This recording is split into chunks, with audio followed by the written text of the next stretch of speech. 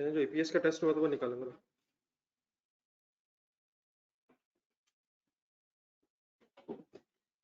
सबसे पहले उसमें अगर कोई प्रॉब्लम्स है वो डिस्कस कर लें। दिया था टेस्ट 23 तो रखा 23 नहीं तो मैंने कहा था कल इसे फाइनल करना। इसमें अगर कोई इश्यूज हैं तो वो पहले रिजॉल्व कर लो। जानना सवाल आ रहा है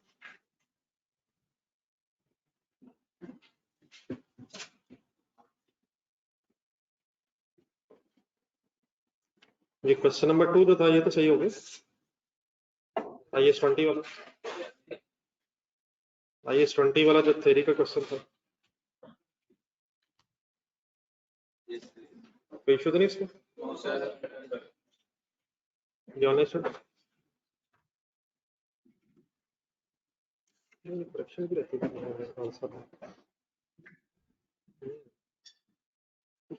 नहीं और सर देख रहा हूँ बात नहीं इसका तो आंसर नहीं अपने चेंज करूँगी ये क्वेश्चन टेस्ट है छोड़ दो ये बिठा दोपहर का जी सर ये आपने टेस्ट के क्वेश्चंस फाइनल करने थे सर।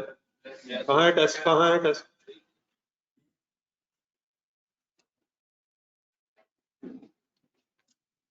ये क्वेश्चन नंबर 2 में का मसला 1 में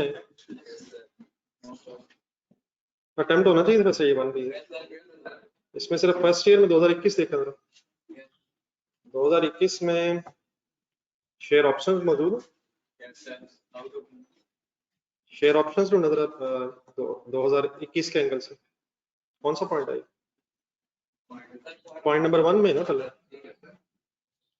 सेंटेंस कौन सा नहीं कौन सा पॉइंट है पॉइंट नंबर 1 का थर्ड सेंटेंस कितने मिलियन ऑप्शंस है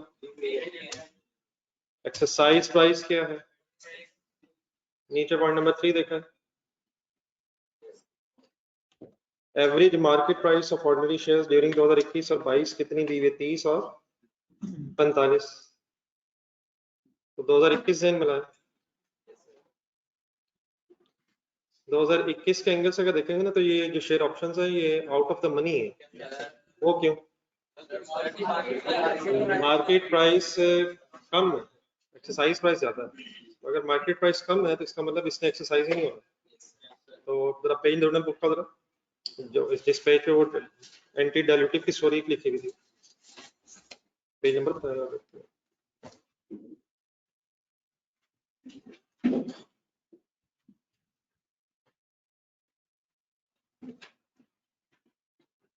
अगर आप वर्किंग करेंगे बिना तो इस केस में मेरे ख्याल नेगेटिव आंसर्स आ रहे हैं अगर किसी ने किया होगा तो नेगेटिव बनेगा तो इस केस में वर्किंग करनी नहीं होती पेज नंबर कौन सा पेज नंबर 199 के जरा थोड़ा सा ऊपर जाए जरा पेज 199 का जा रहा है इसमें शेयर ऑप्शंस वाला पैराग्राफ पढ़ा शेयर ऑप्शंस कब एंटी डाइल्यूटिव होती हैं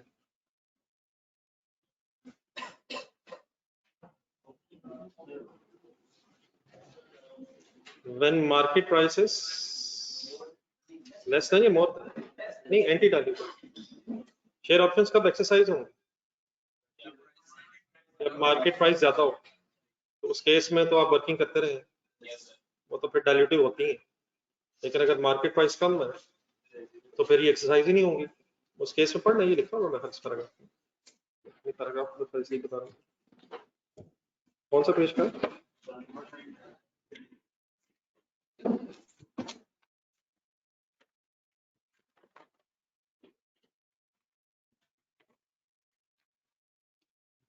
anti dilutive when the share options are out of money मिला और आउट ऑफ मनी कब होती है it means that they will not be expected to be converted into ordinary shares options are out of money when exercise price exceed market price देखें data इसे vice versa कैसे बोल सकते हैं इस सेंटेंस में market price is less than नहीं मतलब यहाँ तो एक्सरसाइज प्राइस के एंगल से लेता हूँ मार्केट प्राइस लेस हो या ज्यादा हो क्या ज्यादा हो जाए एक्सरसाइज प्राइस तो आप जरा 2021 देखें 2021 में एक्सरसाइज प्राइस क्या है 36 है, और पॉइंट नंबर 3 में मार्केट प्राइस क्या है, तो एक्सरसाइज प्राइस एक्सीड हुई है मार्केट प्राइस से, तो 2021 में ये ऑप्शंस वैसे ही आउट ऑफ द मनी है, तो ये देयरफॉर एंटी डाइल्यूटिव है और इन्हें फिर कंसिडर ही नहीं होना चाहिए वर्किंग डाइल्यूटेड ईपीएस में, कंसिडर ही नहीं होना चाहिए। इट मींस 2021 की जो बेसिक ईपीएस है वो ही फिर डाइल्यूटेड भी होगी। ये वैसे पता है आपको, जब मैंने आखिरी सेंटेंस बोला, अगर डाइल्यूशन ना हो तो फिर जो बेसिक है वही एक ही लाइन में लिखा भी जा सकता है, बेसिक एंड डाइल्यूटेड ईपीएस। लेकिन 2022 में, अगर 2022 में यही शेयर ऑप्शन जो है ये अब डाइल्यूटिव क्यों है, क्योंकि अब मार्केट प्राइस ज्यादा होगी, तो 2022 में वर्किंग करेंगे उसी तरह जिस तरह फॉर नो वैल्यू की वर्किंग करते हैं। ठीक है, नहीं वो अगर तो शेयर ऑप्शंस एक्सरसाइज हो जाए तो फिर तो वैसे ही ये शेयर ऑप्शंस खत्म हो जाएंगे। अगर शेयर ऑप्शंस एक्सरसाइज हो जाएंगे फिर तो ये ऑर्डिनरी शेयर्स में कन्वर्ट हो गई हैं, और अगर ये ऑर्डिनरी शेयर्स में कन्वर्ट हो गई हैं तो आप इसे बेसिक ईपीएस की वर्किंग में ले लेंगे और फिर डाइल्यूटिव ईपीएस में से कंसिडर ही नहीं करेंगे। डाइल्यूटेड ईपीएस में किसे कंसिडर करते हैं, पोटेंशियल ऑर्डिनरी शेयर्स। और पोटेंशियल ऑर्डिनरी शेयर्स क्या होता है, जो इशू हो गए हैं, जो होने हैं और हम अज्यूम करते हैं कि वो हो गए हैं, लेकिन अगर ये शेयर ऑप्शंस एक्सरसाइज हो जाए तो फिर तो ये ऑलरेडी ऑर्डिनरी शेयर्स में कन्वर्ट हो जाएंगी और देयरफॉर फिर इनका डाइल्यूशन पे इफेक्ट नहीं होगा। ठीक है, आई होप कि अटेम्प्ट किए अपने। चले बुक खोलो, पेज नंबर बताएं कौन सा क्वेश्चन कल पढ़ा। जनरल स्टूडेंट्स आपको तो नहीं कोई क्वेश्चन है?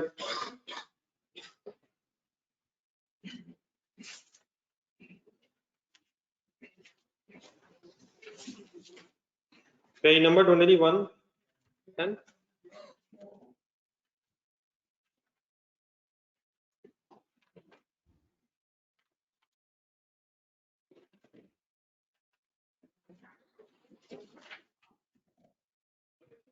एक नजर डाटा देख लीजिए, स्टार्ट से में कोई डाटा पड़ा था, रिक्वायरमेंट देख रहे हैं, इनडायरेक्ट मेथड से कैश फ्लो होनी थी, कंसंट्रेट करें जरा, शुरू करने दोबारा था, एक नजर हेडिंग्स पढ़ने सारे। एडिशनल फॉर्मेशन में आया था मैं भी,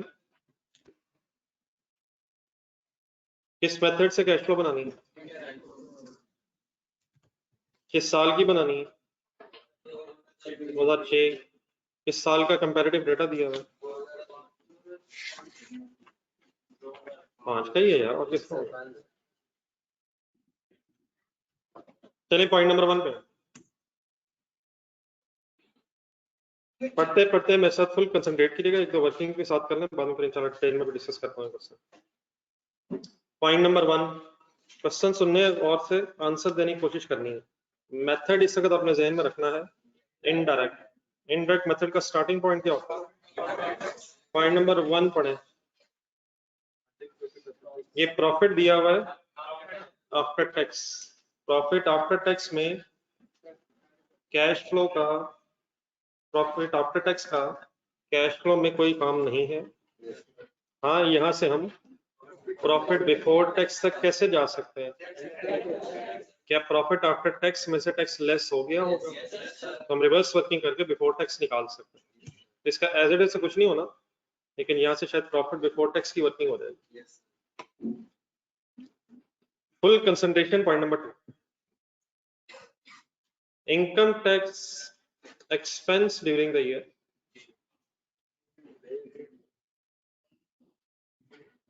income tax expense during the year, income tax expense during the year amounting rupees 1 million। ऊपर जरा डाटा देखें, क्या कोई टैक्स पेएबल नजर आ रहा है? जाने दे गुस्सा यार, खुदा के लिए यार, कल अपने हाथ से लिखा यार। क्या कोई टैक्स पेएबल नजर आ रहा है, किस नाम से नजर आ रहा है? प्रोविजन फॉर टैक्सेशन ब्रैकेट में लिखा तो था यार, simply another name for tax payable है। आप लोग बिल्कुल सही कह रहे हैं, नीचे लिखा हुआ पॉइंट नंबर 2 में इनकम टैक्स पेड, लेकिन अगर ये टैक्स पेएबल ना होता तो मैं भी गलत नहीं कह रहा। लिखा नजर क्या आ रहा है, इनकम टैक्स पेड है, एक्सपेंस है? क्या पेड और एक्सपेंस में डिफरेंस होगा? वो क्यों? टैक्स पेएबल नजर आ रहा है, अगर टैक्स पेएबल ना दिया होता तो आप भी सही देख रहे हैं, मैं भी शायद गलत नहीं कह रहा था। लेकिन लगता है आप सही कह रहे हैं, ये पेड है एक्सपेंस है, and why the paid will be different from the expense, because opening and closing payables नजर आ रहे हैं। क्या हम एक्सपेंस निकाल सकते हैं अगर जरूरत पड़े तो? अपने जहन में जरा इनकम टैक्स पेबल का लेजर खोलें, चार चीजें तरतीब से बताने की कोशिश करें। ओपनिंग पेबल किस तरफ होगा? प्लस क्या होगा? एक्सपेंस ऐड होगा, पेमेंट लेस होगी डेबिट साइड पे, और क्लोजिंग आ जाएगा। दोबारा रिपीट करें जल्दी से। Opening plus expense minus payment is equal to CD. तो हमें ओपनिंग क्लोजिंग मिल गया, ढूंढना दोबारा। ओपनिंग क्लोजिंग है 1500 and 2250, 1500 and 2250 ओपनिंग क्लोजिंग है, 1000 पेमेंट है, और इंशाल्लाह बैलेंस करके एक्सपेंस निकल आ सकता है अगर जरूरत पड़ेगी। नंबर 3, डेप्रिसिएशन का क्या करते हैं अगर इनडायरेक्ट मेथड होता है? कल वाला सफा जरा साथ रख लेंगे डिस्ट्रिक्ट अकाउंट। अगर इनडायरेक्ट मेथड से आप कैश फ्लो बना रहे हैं, स्टार्टिंग पॉइंट होगा प्रॉफिट बिफोर टैक्स, तो डेप्रिसिएशन का क्या करेंगे? क्या कैश फ्लो में डेप्रिसिएशन आती है? तो आप फिर क्यों ऐड करेंगे? क्योंकि पहले आ रही होगी प्रॉफिट के अंदर, हम लिख के उसे कैंसिल कर देंगे। Number 4, provision for doubtful debts अक्सर वर्ड यूज होगा, इसको ध्यान में रखना है, ये अलाउंस फॉर बैड डेट्स का नाम है। अलाउंस फॉर डाउटफुल डेट्स एक दफा दोबारा मेरे ख्याल लिख लें, ये वर्ड सुने होंगे वैसे आपने। It is simply another name for allowance for bad debts.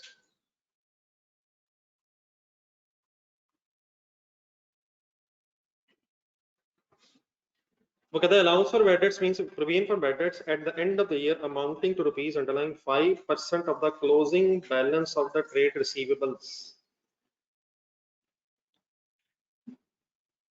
The opening balance of provision was nil. Sentence पढ़ के जरा ऊपर जाए, कहाँ जाए? ट्रेड रिसीवेबल्स को देखा जरा, ट्रेड रिसीवेबल्स में से नेट हुआ था अलाउंस 400 को गौर से देखें, और नीचे वाला सेंटेंस पढ़े। अगर ओपनिंग नहीं था तो क्या 400 ग्रॉस भी है और नेट भी है? अगर अलाउंस ही नहीं बना हुआ यार, तो क्या फिर ये 400 ग्रॉस डेटर्स भी है और नेट डेटर्स भी है? ये क्या मतलब ग्रॉस डेटर्स और नेट डेटर्स? नेट का मीनिंग क्या है? अलाउंस लेस हो गया है, ग्रॉस का मतलब लेस होने से पहले। अगर ओपनिंग अलाउंस ही नहीं था तो 400 में से अलाउंस लेस हुआ हुआ, अगर था ही नहीं तो क्या लेस हुआ हुआ? नील लेस हुआ हुआ यार। क्लोजिंग बैलेंस बताएं यार, क्या क्लोजिंग बैलेंस पे अलाउंस बना हुआ है? कितने परसेंट अलाउंस बना हुआ है? क्या ये 455% अलाउंस के बाद फिगर है या पहले फिगर है? क्या ये ओरिजिनल अमाउंट का 95% रह गई है? वो कैसे?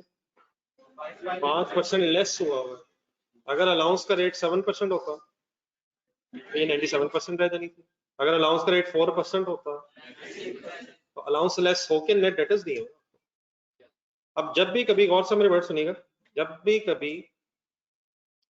डेटर्स में से अलाउंस नेट ऑफ हुआ हो तो कैश फ्लो की वर्किंग करते हुए हम डेटर्स को और अलाउंस को इसलिए अलग कर लेंगे क्योंकि अलाउंस एक नॉन कैश ट्रांजैक्शन है। अपने जहन में जरा अलाउंस की एंट्री बोलना जरा, अगर अलाउंस बढ़ रहा है तो bad debts debit, allowance credit, और अगर अलाउंस कम हो रही है भी मैंने बताया था allowance debit bad debts credit. ये कुछ बातें आनी बीच में डिस्पोजल की, अलाउंस की, मैं कोशिश तो करूंगा सही तरह कि आपके साथ पुरानी बहस रिवाइज करूं, लेकिन आपने भी प्लीज ट्राई करनी है। अलाउंस फॉर बैड डेट्स अगर इंक्रीज हो रहा है तो allowance for bad debts credit हो जाएगा और बैड डेट्स उसके अगेंस्ट डेबिट हो जाएंगे, और अगर allowance for bad debts reverse हो रहा है तो अलाउंस डेबिट हो जाएगा और बैड डेट्स क्रेडिट हो जाएंगे। दोनों एंट्रीज जो आपने मेरे से सुनी, अगर आप और से दोबारा सोचें तो ये दोनों नॉन कैश ट्रांजेक्शन है। तो अगर कभी भी डेटर्स और अलाउंस आपस में नेट ऑफ हो जाए तो हम कैश फ्लो की वर्किंग करते हुए इसलिए लगा करेंगे क्योंकि अलाउंस नॉन कैश ट्रांजेक्शन, उसमें से हमने ढूंढना है कि बैड डेट्स एक्सपेंस चार्ज हुआ या रिवर्स हुआ है। और अकॉर्डिंगली जरा कल वाला पेज देखें दोबारा, अगर बैड डेट्स एक्सपेंस मिल गया तो क्या वो प्रॉफिट में से लेस हुआ होगा, उसे ऐड बैक करेंगे फिर। और समटाइम्स हो सकता है बैड डेट्स क्रेडिट हुए हों, वो भी कल मैंने लेजर बना के दिखाया था आपको, तो इन दैट केस में प्रॉफिट हमारा बढ़ गया होगा, उसे लेस करके कैंसिल करेंगे। तो हमेशा अलाउंस में से ढूंढना है हमने कि कोई नॉन कैश ट्रांजेक्शन की अमाउंट है, और अगर है तो उसे फिर हमने इनडायरेक्ट मेथड में एडजस्ट करना होगा। ठीक है, तो एक छोटी सी वर्किंग मैं कर रहा हूँ, आप लोग ये वाली वर्किंग जो इस वक्त मैं कर रहा हूँ पेज के नीचे कीजिएगा, लेकिन बाद में फिर इसे क्वेश्चन जब सॉल्व करते हैं तो दोबारा वर्किंग्स लिखेंगे। मेरा सेंटेंस दोबारा सुने और याद रखना, बल्कि लिखा भी मैं बाद में दिखाता हूँ, पहले याद रखने की कोशिश करें। जब भी कभी डेटर्स में से अलाउंस नेट हुआ कैश फ्लो के सवाल में, तो आपने क्या करना है, इनको अलग अलग कर लेना, ताकि अलाउंस में से फिर आप बैड डेट्स का डिसीजन ले सकें और अकॉर्डिंगली उसका ट्रीटमेंट कर सकें। और डेटर्स का फिर मैं बाद में याद कराता हूँ, डेटर्स का कैश फ्लो में क्या होता है अगर इनडायरेक्ट मेथड। अलग अलग कर कैसे लेना है, क्वेश्चन का डेटा देखना है। ओपनिंग डेटर्स बता, ओपनिंग डेटर्स बताइए, नीचे पॉइंट नंबर 4 पढ़ रहे हैं। ओपनिंग अलाउंस अगर 0 है तो क्या 400 ग्रॉस डेटर्स है, और अलाउंस का ब्रॉड डाउन कितना बना फिर डैश, क्या ओपनिंग हमेशा ही 0 होगा? ऑब्वियसली पिछले साल भी बना हो सकता है, लेकिन हमारे इस क्वेश्चन में क्या कह रहा है कि पिछले साल नहीं बना था, तो ब्रॉड डाउन अगर अलाउंस 0 है तो क्या डेटर्स का 400 लेस 0 400 ही रह जाएगा, ग्रॉस और नेट सेम हो जाएगा। ये क्या वर्ड है मेरे मीनिंग का, मैं जब नेट बोलता हूँ इसका मीनिंग क्या है? नेट डेटर का मतलब अलाउंस लेस होने के बाद, ग्रॉस का मतलब अलाउंस से पहले, और अगर लेस 0 हुआ हुआ तो 400 ही ग्रॉस होगा और 400 ही नेट होगा। लेकिन कैलकुलेटर पकड़े, क्लोजिंग डेटर्स की फिगर दी कितनी हुई है, अलाउंस का रेट कितना दिया हुआ है 5%, क्या ये 455% लेस होने के बाद है? तो देयरफॉर हम इसे ग्रॉस कैसे कर सकते हैं, डिवाइडेड बाय 95 इंटू 100। ये मुझे कैसे पता चला ये 95 रहेगा, 5% अलाउंस लेस हुआ हो, तो ये जो फिगर होगी नेट ऑफ 5% मींस 95% रिमेनिंग रहेगी, तो इसे हम 100% मींस ग्रॉस अमाउंट निकाल सकते हैं। सॉल्व कीजिएगा, ये राउंड ऑफ कर लेंगे काइंडली। 474 क्या होगा, ग्रॉस डेटर्स का बैलेंस, और दोनों में डिफरेंस क्या है 474 एंड 450, नहीं 4 नहीं यार 474 एंड 450 का तो पहले फर्क है, क्या हो गया तो बाद में करते हैं। 400 474 क्या है, ग्रॉस डेटर्स, 450 क्या था, नेट डेटर्स। तो क्या यहाँ से हमें पता चल सकता है कि अलाउंस की एक्चुअल अमाउंट कितनी होगी, 24। मैंने 24 को कहाँ लिख दिया, क्लोजिंग अलाउंस के लेजर में। मैंने आपके सामने ये क्या किया, अभी हमें नेट दिया हुआ था, मैंने डेटा पढ़ के इसको अलग अलग कर दिया। 474 कौन से डेटर्स होंगे जो ग्रॉस होंगे, अब 474 पे जरा 5% लगाए, 474 इंटू 5%, वो राउंड करने का भी। तो 24 क्या असल में लिखा कैसे गया होगा, पहले ग्रॉस डेटर्स लिखे गए होंगे 474, नीचे लेस करके 24, फिर 450 दिया होगा, तो हमें 450 दिया हुआ है और हमसे रिक्वायर्ड होगा कि हम रिवर्स वर्किंग करके ग्रॉस डेटर्स तक पहुंच जाए। अब अलाउंस का लेजर देखेंगे, अलाउंस का ब्रॉड डाउन कितना है, ब्रॉड डाउन कितना है, कैरी डाउन कितना है, अभी कितने से इंक्रीज हुआ होगा, इस 24 की फिर क्या एंट्री हुई होगी, बैड डेट्स डेबिट हुए होंगे, अलाउंस क्रेडिट हुए होंगे। अभी अगर बैड डेट्स डेबिट हुए होंगे तो हमारे प्रॉफिट में से ये अमाउंट लेस हो गई होगी, नॉन कैश ट्रांजैक्शन है, देयर प्रॉफिट में ऐड बैक के कैंसिल होना चाहिए। आखिरी चीज आप सुन लें, अपना फॉर्मेट देखें कल वाला जो कल आप बना रहे थे मेथड, इनडायरेक्ट मेथड में सॉरी इस प्रॉफिट डेटर्स का कुछ करते हैं, इनडायरेक्ट मेथड में डेटर्स क्रेडिटर्स वगैरह का कुछ करते हैं, क्या करते हैं, इनमें से चेंज लेते हैं, किस में चेंज लेते हैं, ताकि सेल रिसीट बन जाए, ओपनिंग क्लोजिंग का डिफरेंस लेते हैं। तो अब ओपनिंग डेटर्स कितने हैं 400, क्लोजिंग डेटर्स कितने हैं, ये हमेशा ग्रॉस देखना आपने। अलग करने के दो मकसद थे, एक तो बेड अलाउंस के लेजर में से बेड डेट्स मिल जाए, और अब ग्रॉस डेटर्स में से डिफरेंस मिल जाए। What is opening balance closing balance. क्या डेटर्स में इंक्रीज आ रहा है? क्या इंक्रीज का मतलब डेटर्स डेबिट हो रहे हैं? कैश फ्लो में ढूंढ के बताएं कौन सी फिगर आएगी, पॉजिटिव या नेगेटिव? पॉजिटिव या नेगेटिव? तो डेटर्स के लेजर में से चेंज ढूंढनी है हमने इनडायरेक्ट मेथड में, और अलाउंस के लेजर में से बैड डेट्स की नॉन कैश ट्रांजैक्शन ढूंढनी। ये लेजर्स फिलहाल अब पेज नंबर 10 के एंड पे जगह वहीं बना लें, बाकी भी रजिस्टर पे सॉल्व करते हैं। और पॉइंट नंबर 4 के साथ नीचे एरो बना के ले जाइएगा। लेकिन थोड़ी सी जगह रखिए कि शायद एक लेजर और वहां बनाना है। जी ऑनलाइन स्टूडेंट साथ है मेरे।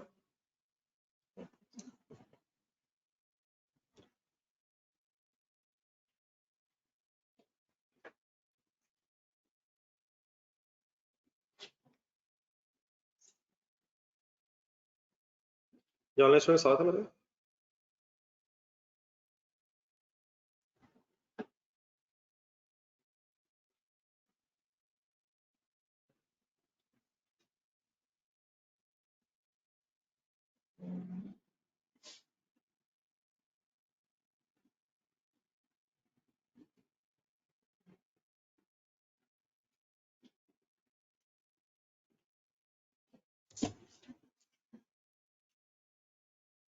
तो इम्पैक्ट अगर सर सेम आएगा तो फिर ऐसे कर लेते हैं यार,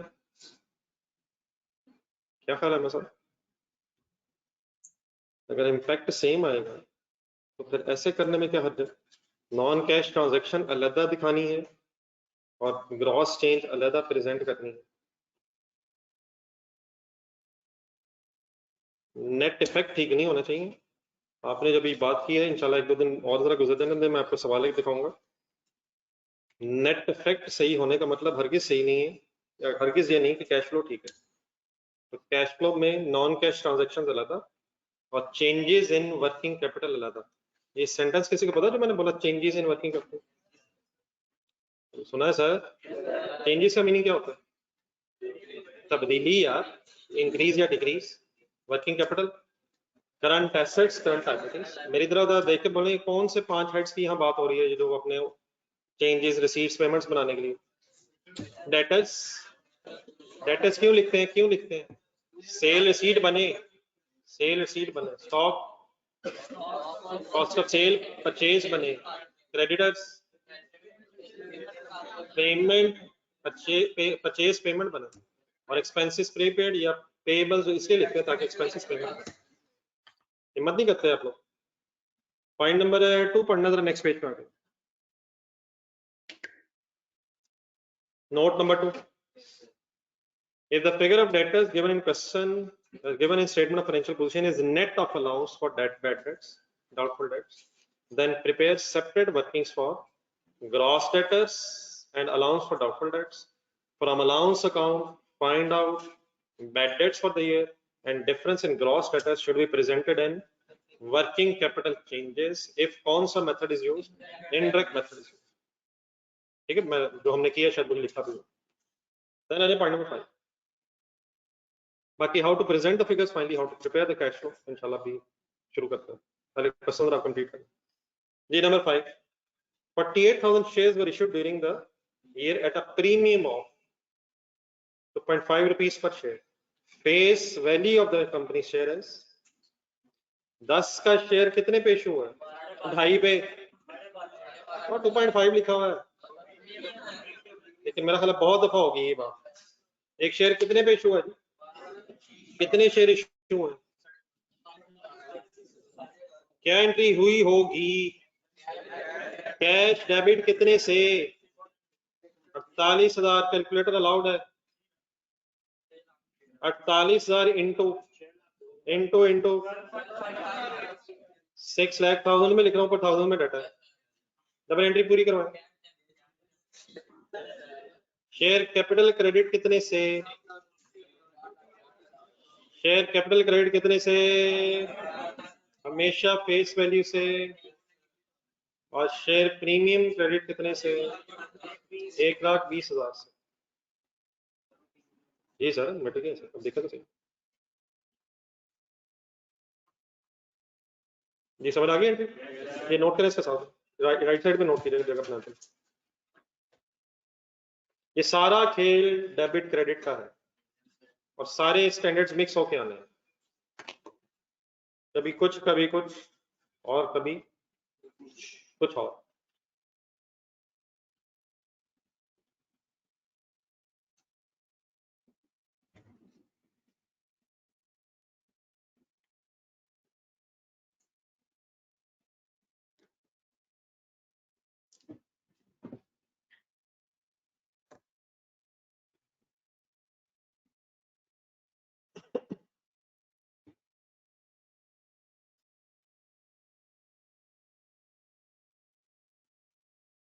जी कैश फ्लो अगर हम बना रहे हैं तो ये हमेशा ज्यूम्ड होगा unless we have any other information कि एंट्रीज हो चुकी हैं। If the statement of financial position और profit loss statement is given in the सवाल, वी ऑलवेज अज्यूम कि एंट्रीज हो गई, हमने उसमें से कैश फ्लो की फिगर्स ढूंढनी। अब ये जब एंट्री हुई होगी, ये बात याद आ गई मेरी? हमेशा क्या अज्यूम रखना है आपने? एडजस्टमेंट्स हो गई, हमने बस उसमें से कैश ढूंढना। तब ये कैश डेबिट हो रहा है, क्या ये कोई कैश ट्रांजैक्शन है? पेज नंबर 106 पे जाएंगे। अगर ये कैश ट्रांजैक्शन है, कैश डेबिट हुआ है, ये रिसीट हुई है, तो पेज नंबर 106 डेफिनेशंस एंड शायद बताएं ऑपरेटिंग है, इन्वेस्टिंग है या फाइनेंसिंग है? कैश ट्रांजैक्शन है, ऑपरेटिंग में लिखवाएंगे, इन्वेस्टिंग में लिखवाएंगे या फाइनेंसिंग में लिखवाएंगे? फाइनेंसिंग एक्टिविटीज के डेफिनेशन स्टार्ट करें पढ़ना।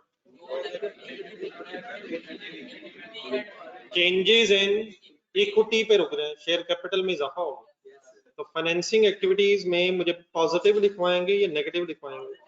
पॉजिटिव क्यों लिखवाएंगे यार? क्योंकि कैश आ रहा है, रिसीट है। देन जरा अपना क्वेश्चन देखें, क्वेश्चन देखें, उस क्वेश्चन में शेयर कैपिटल और शेयर प्रीमियम तो नजर ही नहीं आ रहा।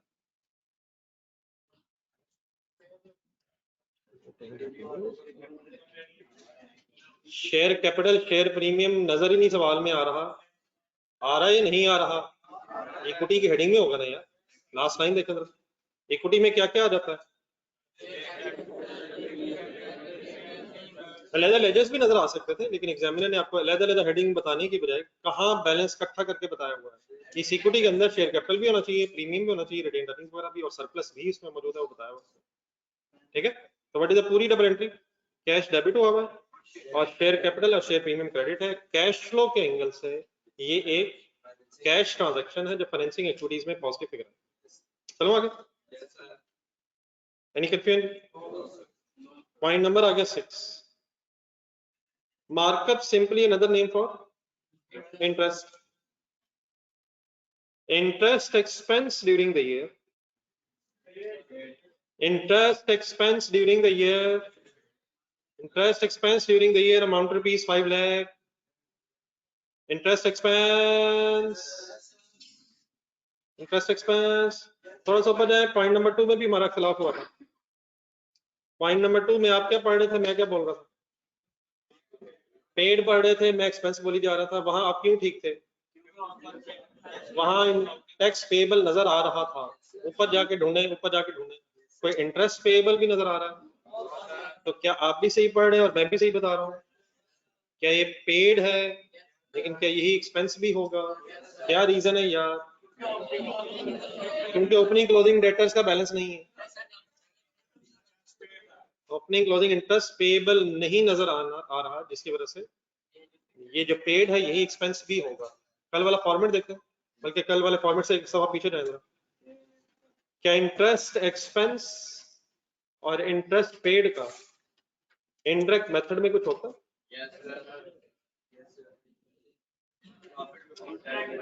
इनडायरेक्ट मेथड आज हो रहा है। इनडायरेक्ट मेथड में क्या इंटरेस्ट एक्सपेंस का और इंटरेस्ट पेड का कैश फ्लो में किया जाता है? क्या किया जाता है? इंटरेस्ट एक्सपेंस ऐड करके पहले वाला कैंसिल किया जाता है जो प्रॉफिट के अंदर होता है एक्सपेंस, और देन नीचे आके कैश जनरेटेड फ्रॉम ऑपरेशंस के बाद इंटरेस्ट पेड को प्रेजेंट किया जाता है। फिगर सेम हो या डिफरेंट हो, इंटरेस्ट एक्सपेंस ऐड करेंगे और इंटरेस्ट पेड लेस करेंगे। क्या ये फिगर्स डिफरेंट भी हो सकती हैं, एक्सपेंस और पेड भी? लेकिन हमारे वाले सवाल में क्यों नहीं होंगी? टैक्स पेबल को अपनी क्लोजिंग ना होने की वजह से इंटरेस्ट एक्सपेंस और पेड सेम तो हो जाएगा, लेकिन प्रेजेंटेशन के लिए पहले एक्सपेंस ऐड करेंगे और फिर पेमेंट डिस्क। जी नमस्कार। An old machine having a book value किसे कहते हैं? Carrying amount, WDV, book value, was exchanged with a new machine। सबसे पहला सर जी आज का काम एक लिखें और काइंडली अब ये कंपल्सरी आज प्लीज रिवाइज कर दीजिएगा। रोज अब डिस्पोजल्स आनी, एक्सचेंज आनी, तो यकीनन आपने कुछ मेरे कहने में पिछले दिनों में भी क्वेश्चंस रिवाइज किए, लेकिन एक दफा दोबारा जरा करेंगे। पेज नंबर नोट करें, जरूर इस पर नजर पड़े आज जाकर। काफी दफा पहले भी आप देख चुके हैं, लेकिन सही तरह जरा फाइनल करें। पेज नंबर 41 वॉल्यूम 2 में ही एक काफी है मेरा ख्याल, इसमें एक्सचेंज भी है। हाँ ठीक है, एक्सचेंज डिस्पोजल दोनों है इसमें। Page number 41 question number 1 volume 2 में ही। आज हम फिलहाल इधर ट्राई करेंगे। वो कहता है N old machine having book value of 5 lakh was exchanged with a new machine costing 9,50,000. The company paid 3,50,000 as the difference. No other fixed asset. Fixed asset पता है सबको? Property plant equipment के लिए word है। Was sold during the year. कितने वाली नई machine है? एक्सचेंज हुई है। हमने क्या क्या दिया है? हमने ओल्ड मशीन दी है और हमने कितना कैश दिया और उसके बदले हमें क्या मिला? तो 9.5 लाख की मशीन है, हमने 350,000 कैश दिया और ओल्ड मशीन दी है। ओल्ड मशीन हमारी बुक्स में कितनी है? हमारी बुक्स में कितनी की है?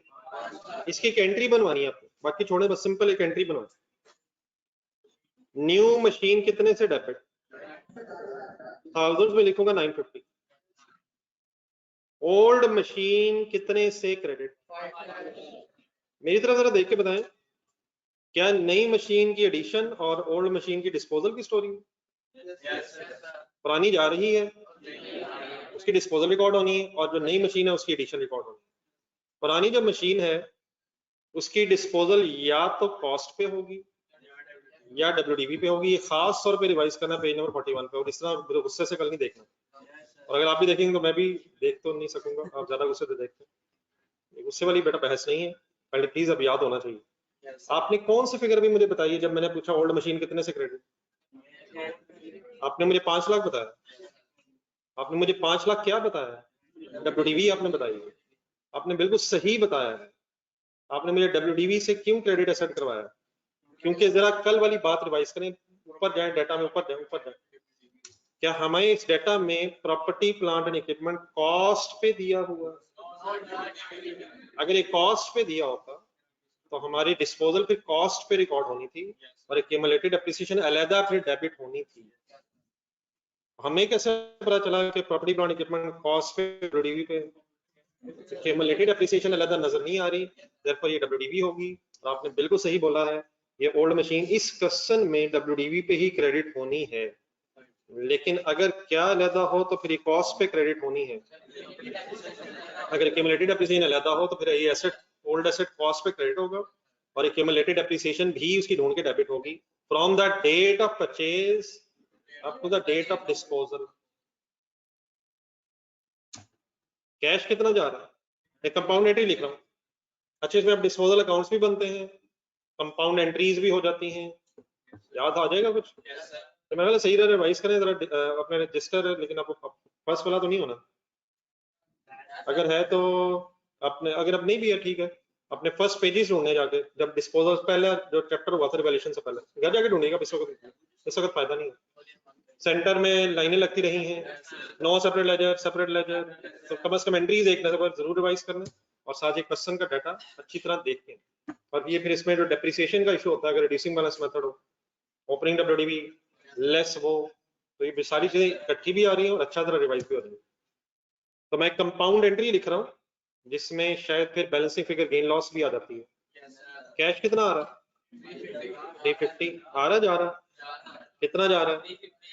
अब जरा चेक करें, मेरी एंट्री बैलेंस नहीं हुई, क्या वजह? नहीं, मैंने वजह पूछी, मैंने वजह पूछी। रीजन हमें पता है, जरा सवाल देखा था। हमारी बुक्स में ये मशीन कितने की थी? 5 लाख की। नई मशीन कितने की है? 9,50,000 की। कैलकुलेटर पकड़ना। उस नई मशीन के अगेंस्ट हमने पैसे दिए कितने? तो हमने नई मशीन के अगेंस्ट कितने कम पैसे दिए? कितने कम पैसे दिए? 6 लाख। एक मिनट, ऐसे नई मशीन कितने की है? 950,000 की। हमने पेमेंट की है 3,50,000 की। डिफरेंस लें, कितने कम दिए हमने? लेकिन हमने अपना एसेट भी दिया है, कितनी डब्ल्यूडीवी वाला? तो क्या हमें उस एसेट की वजह से 1 लाख बच गया है? हमारी बुक्स में 5 लाख का था, लेकिन उसकी मार्केट वैल्यू कितनी लगी होगी? हम पुराना एसेट ले गए होंगे और नया एसेट हमने ले लिया। नया एसेट था 9.5 लाख का। हमसे सप्लायर ने कहा 3,50,000 कैश लें, तो उसने पुराने एसेट की डब्ल्यूडीवी नहीं देखी होगी, पुराने एसेट्स की मार्केट वैल्यू देखी गई होगी। तो 9,50,000 की मशीन के अगेंस्ट अगर हम 3,50,000 रुपया दे रहे हैं, तो इसका मतलब हमारे पुराने एसेट की मार्केट वैल्यू 6 लाख लगी होगी, हालांकि हमारी बुक्स में वो एसेट 5 लाख का है, जिसकी वजह से हमें 1 लाख का गेन नजर आ रहा है इस एंट्री में। एंट्री अपने पास नोट कर।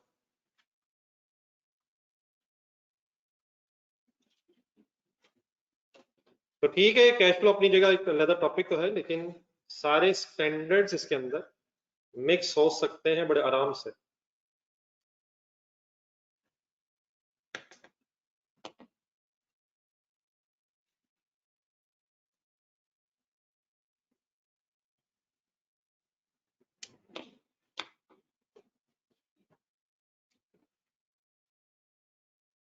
जी ऑनलाइन स्टूडेंट्स, आपको समझ आ गया एंट्री?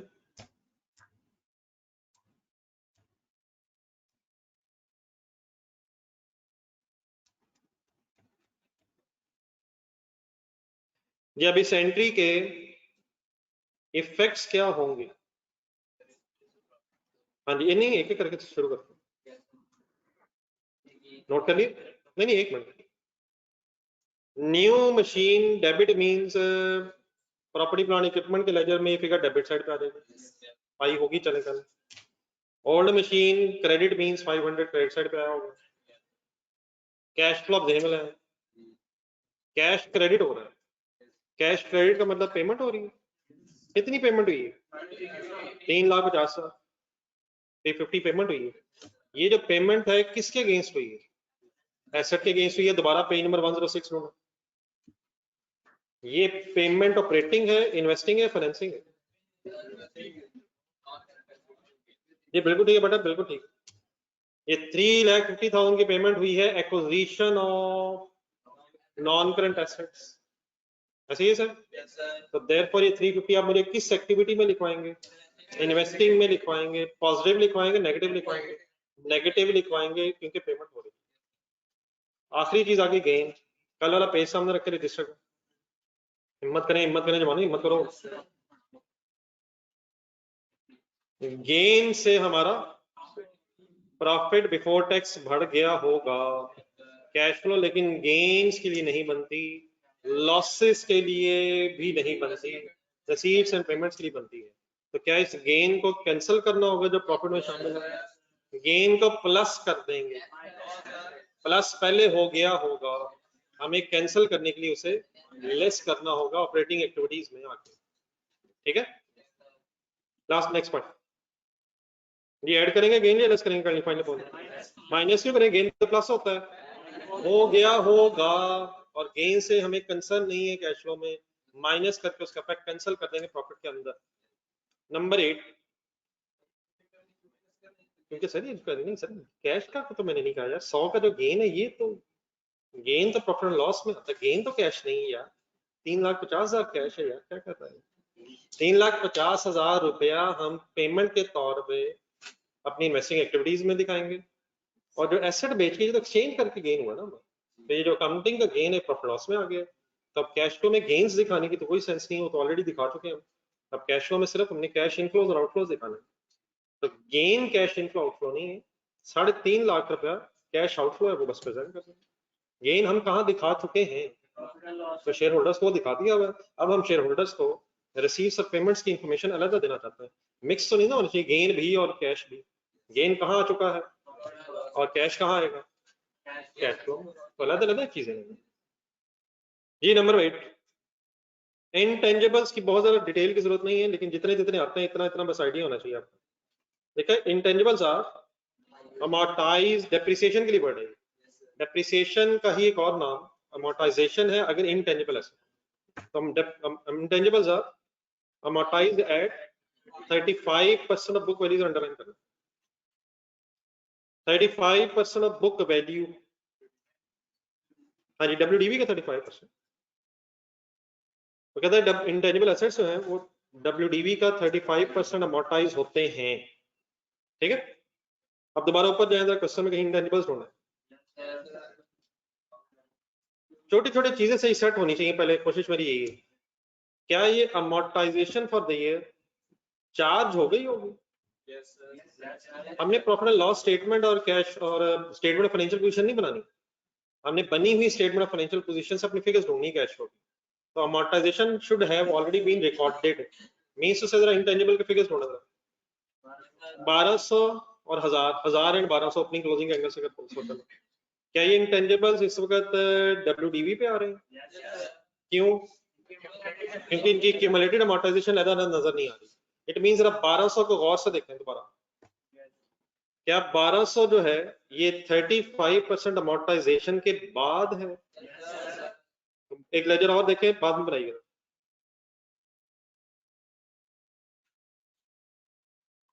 इंटेंजिबल एसेट का ब्रॉड डाउन लिखो 1000 या वेरी डाउन बताए 1200। अब ये लेजर देखिए जो मैंने आपके सामने अपनी क्लोजिंग लिखा है, सेंटेंस दोबारा पढ़े, पॉइंट नंबर 8। क्या ये जो 1200 है 35% अमोर्टाइजेशन के बाद है? वी ऑलवेज अज्यूम कि सारी एंट्रीज हो चुकी हैं, हमने सिर्फ उन एंट्रीज के इफेक्ट ढूंढने। इसका मतलब फिर ये बनेगा कि ये जो 1200 है 35% अमोर्टाइजेशन के बाद का मतलब ये है कि ये 65% फिगर रह गई। 65 कैसे बना दी?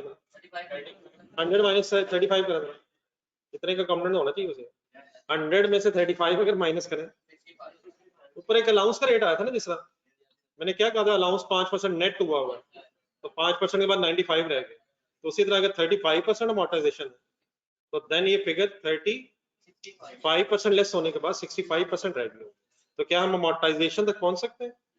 वंस अगेन इनडायरेक्ट मेथड में अमोर्टाइजेशन का कुछ करना भी है, कल वाला पेज साथ रखना, मुसलसल अमोर्टाइजेशन का वही होना है जो डेप्रिसिएशन का होना है। जिस तरह अमोर्टाइजेशन है, डेप्रिसिएशन है, ये नॉन कैश ट्रांजैक्शंस, इनकी एडजस्टमेंट होनी है। तो अब हम इसकी फिगर कैसे फाइंड आउट कर सकते हैं? 1200 डिवाइडेड बाय 65 इनटू 100, आंसर बताएं 1846। अकॉर्डिंग टू सवाल कंसंट्रेट करना जरा, अकॉर्डिंग टू डेटा ऑफ सवाल इस अमोर्टाइजेशन की कोई एंट्री बोलने की कोशिश करें जरा। अमोर्टाइजेशन डेबिट एक्यूमुलेटेड रहने दें क्योंकि अलग नजर नहीं आ रही। तो मैंने कहा अकॉर्डिंग टू सवाल, अगर एक्यूमुलेटेड अमोर्टाइजेशन अलग नजर आ रही होती तो आप एंट्री क्या बताते?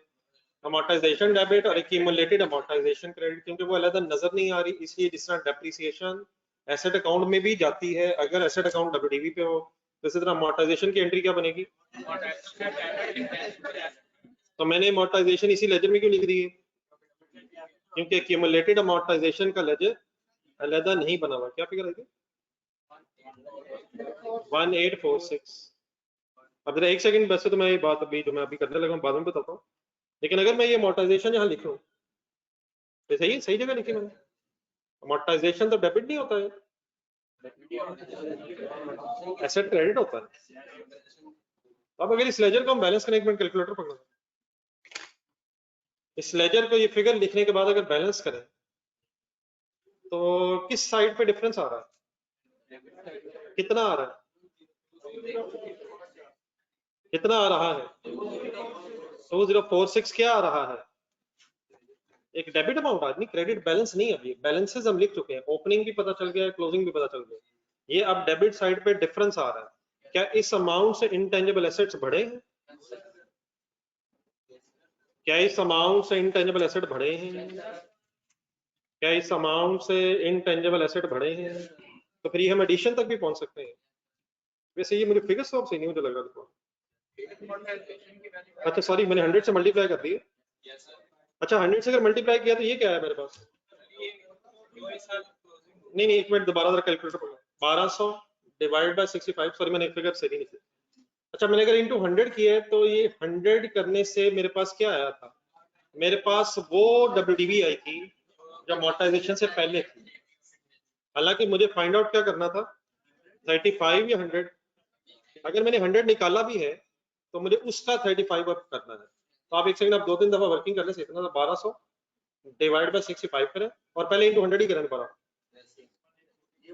इंटू 100 करेंगे तो क्या आंसर आया?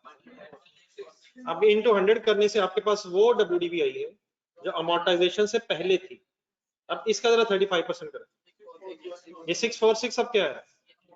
ये अमोर्टाइजेशन है। और स्ट्रेट अवे इंटू 35 करके जरा देखो।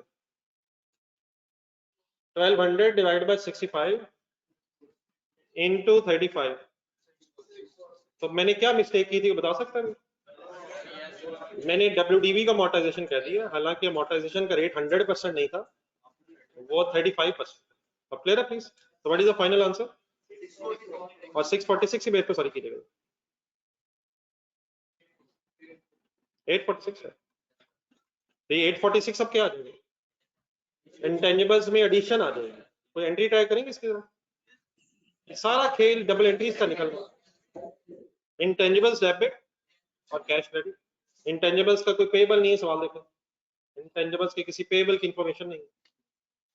इसका मतलब फिर अगर पेबल नहीं है तो पेमेंट हो गई होगी। ये मैंने कहाँ बताया, कहाँ नजर आया, कहाँ नजर आएगा अगर है तो? स्टेटमेंट ऑफ फाइनेंशियल पोजीशन में नजर आएगा ना। तो अगर इनटेंजिबल पेबल मिल जाता तो यकीनन हो सकता है कि अभी पेमेंट सारी ना हुई होती या डिफरेंट हुई होती, लेकिन जितनी अमाउंट है उसका अगर पेबल नहीं है तो ये सारी पे हो गई होगी। Let me conclude the story. 646 non cash transaction है, ऐसी है ना? तो इसको हम अपने प्रॉफिट में ऐड बैक करके कैंसिल करेंगे, इनडायरेक्ट मेथड है। और जो 846 है ये इनटेंजिबल एसेट्स में एडिशन है। दोबारा 106 पेज पे जाए, दोबारा 106 पेज पे जाए, ढूंढ के बताएं ये जो पेमेंट हुई है 846 वाली इनटेंजिबल्स में, जो पेमेंट ढूंढी हमने, ये इन्वेस्टिंग है, ये ऑपरेटिंग है, फाइनेंसिंग है। Acquisition and disposal of non current assets नीचे देके बताएं कौन कौन सी चीजें इसमें आती हैं। प्रॉपर्टी प्लांट इक्विपमेंट आएगा, इंटेंजिबल्स भी आएंगे, वर्क इन प्रोसेसेस भी आएंगे, लॉन्ग टर्म इन्वेस्टमेंट भी आएगी। इंशाल्लाह सब कुछ आ रहा है। ये लेजर पेज के एंड पे वहीं बना ले जहां पे पहले दो बनाए थे।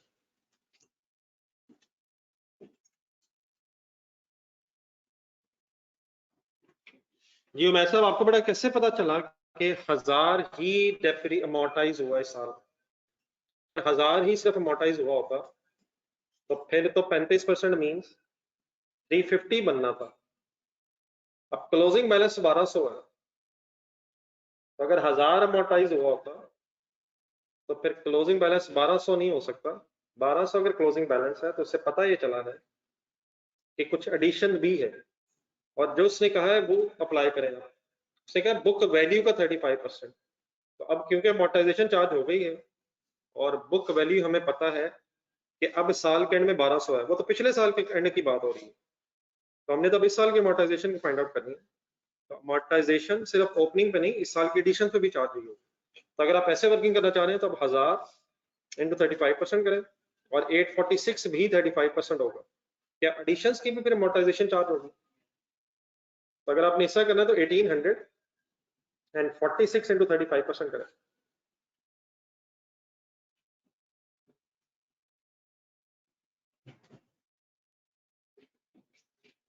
ठीक है मैं सर,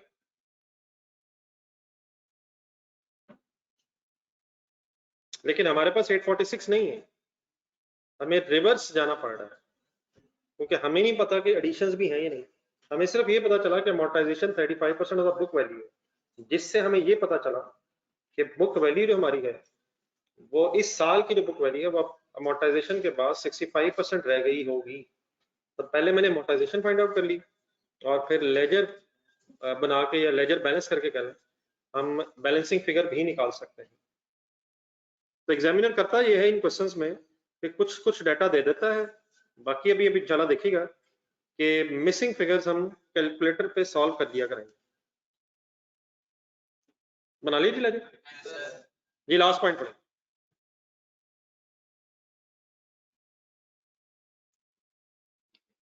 रिवैल्यूएशन से मिलाएं। Company revalues its major fixed assets periodically. A revaluation carried out during the year showed that the value of the fixed assets had underlined increased by, declined by, increased by, declined by, कमी आई है या ज्यादा हो गई, loss है या surplus है, disposal loss है, रिवैल्यूएशन लॉस की एंट्री बताएं। आखिरी सेंटेंस अभी पढ़ता हूं मैं आपके साथ, पहले यहां तक जरा अगर रिवैल्यूएशन लॉस की एंट्री सोची रहे तो revaluation loss debit and asset credit cash transaction non cash है, revaluation loss profit and loss में आएगा। क्या करेंगे इसका, एड बैक करके कैंसिल करेंगे, ऐसे ही करेंगे ना। लेकिन अगला सेंटेंस पढ़ो, the amount was charged against surplus recorded in earlier years. हो सकता है आया लॉस है, एडजस्ट किससे हुआ है, डबल एंट्री बताएं। गलत तरफ से शुरू कर रहे हैं सर, एसेट की जगह प्रॉपर्टी प्लांट इक्विपमेंट लिख रहा हूं, प्रॉपर्टी प्लांट इक्विपमेंट डेबिट या क्रेडिट, क्रेडिट सही जगह से शुरू करने की कोशिश करें सर। लॉस आ रहा है एसेट में तो क्रेडिट होना है, लेकिन लॉस कहां डेबिट होने की बजाय कहां डेबिट हुआ है, लॉस प्रॉफिट एंड लॉस में रिवैल्यूएशन लॉस के नाम से डेबिट होने की बजाय रिवैल्यूएशन सरप्लस के साथ डेबिट हो गया। क्या डेबिट होने की बजाय क्या डेबिट हो गया। अगर ये आखिरी लाइन ना होती तो हम लॉस की क्या एंट्री करते, revaluation loss debit asset credit, लेकिन क्या चीज किससे एडजस्ट हुई,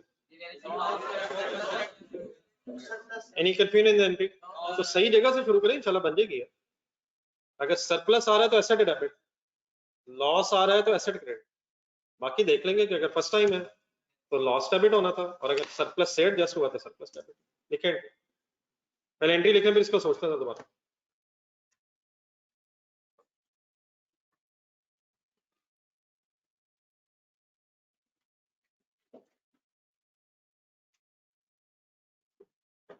जी ऑनेस्टमेंट एंट्री बन गई।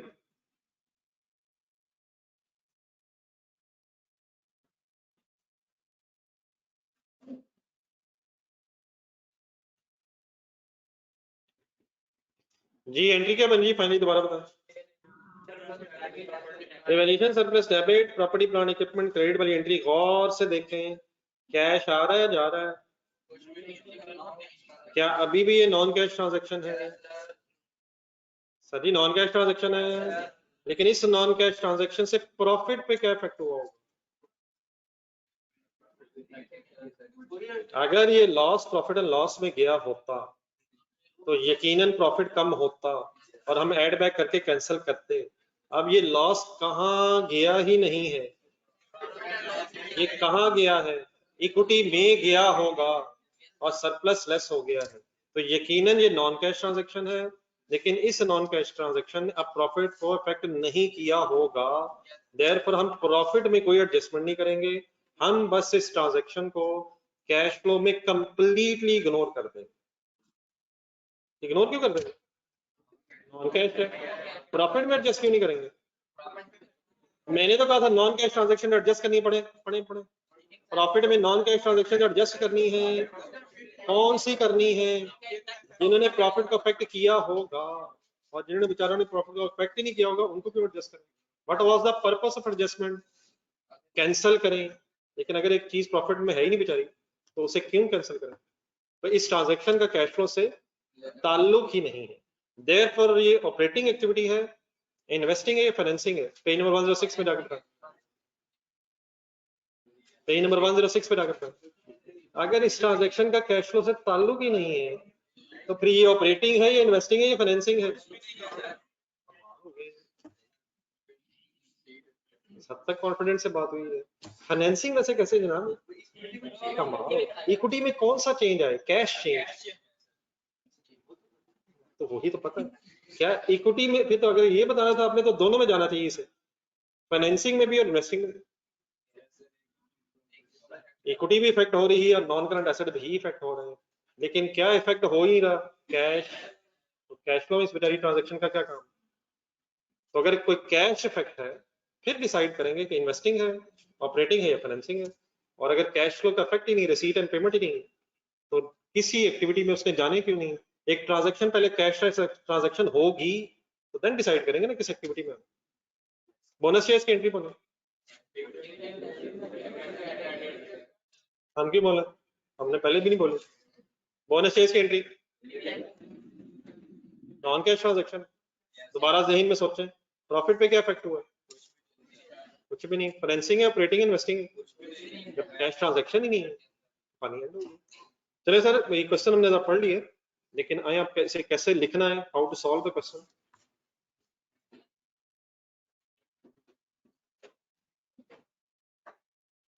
ये क्वेश्चन सर काफी बड़े बड़े हो जाते हैं, आपके सामने ही है। अभी तो पहला सवाल है, तो इसको ना करने का एक तरीका है, तो आपने प्लीज वो तरीका मेरे साथ रोज क्लास में करी जाना, और जैसे ही मैं घर के लिए क्वेश्चन दूं तो वो करना कंपल्सरी है। अपने हाथ से गुजारते जाएंगे तो इंशाल्लाह इसका इशू कोई नहीं। वैसे ये खेल सारा डेबिट क्रेडिट लेजर्स का है। इसका तरीका ही होगा, सबसे पहले तो डेफिनेटली हमें एक फॉर्मेट बनाना। तो हेडिंग है बिजनेस नेम लिखें, just like any other component of financial statement. Business name बताएं, प्लाटिनम इंटरनेशनल ट्रेडर्स।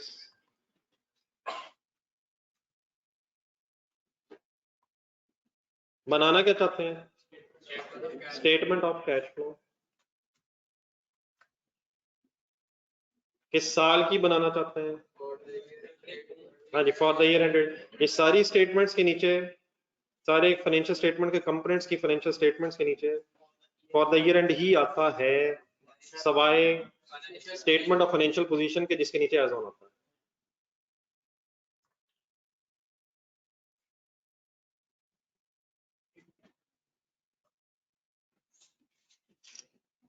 सही डिसीजन हो गया, बेस्ट हो गया। रुपीस कौन से हैं? थाउजेंड्स में। अब यहाँ एक मिनट रुके, यहाँ जहां भी है एक मिनट रुके, पहले मेरी बात सुनो। स्टेटमेंट ऑफ कैश फ्लो में तीन मेन हेडिंग्स हैं। सबसे पहली हेडिंग है cash flow from operating activities. Profit heading सीधी नहीं है। स्टेटमेंट ऑफ कैश फ्लो में सबसे पहले हेडिंग है cash flow from operating activities. और cash flow from operating activities को प्रेजेंट करने के दो मेथड्स हैं। कौन कौन सा? हम यहाँ स्पेसिफाई कर लिया करेंगे ताकि वर्किंग करते हुए हमें जरा याद रहे। अगर इनडायरेक्ट है तो इनडायरेक्ट लिख लिया करेंगे, और अगर डायरेक्ट है तो डायरेक्ट लिख लिया करेंगे। Cash flow from operating activities में नॉर्मली फिगर जरा ज्यादा होती हैं, इसलिए पूरा पेज हम छोड़ देंगे, और अगर एंड में कुछ लाइनें बच गई तो फिर भी छोड़ देंगे। नेक्स्ट पेज पे जब मैं आऊंगा तो नेक्स्ट हेडिंग लिखूंगा cash flow from investing activities. तरतीब देन बन जाएगी। कैश फ्लो फ्रॉम, अच्छा, इन्वेस्टिंग और फाइनेंसिंग एक्टिविटी को बनाने का कोई डायरेक्ट इनडायरेक्ट मेथड नहीं, उसका एक ही तरीका है, रिसीट्स और पेमेंट्स लिखनी, तो उसमें कोई साइंस नहीं। इसमें इतनी ज्यादा नॉर्मली फिगर्स नहीं होती, तो आधा को पेज इसके लिए काफी रहता है। हो सकता है इस क्वेश्चन में कुछ स्पेस हमारी बच जाए, लेकिन ये मैं इसलिए बता रहा हूँ कि नेक्स्ट क्वेश्चंस में अगर डाटा ज्यादा भी हो तो अकॉर्डिंगली हम यूज टू जरा हो जाए। और फाइनली हेडिंग आ जाएगी cash flow from financing activities. Page number 106 निकालो।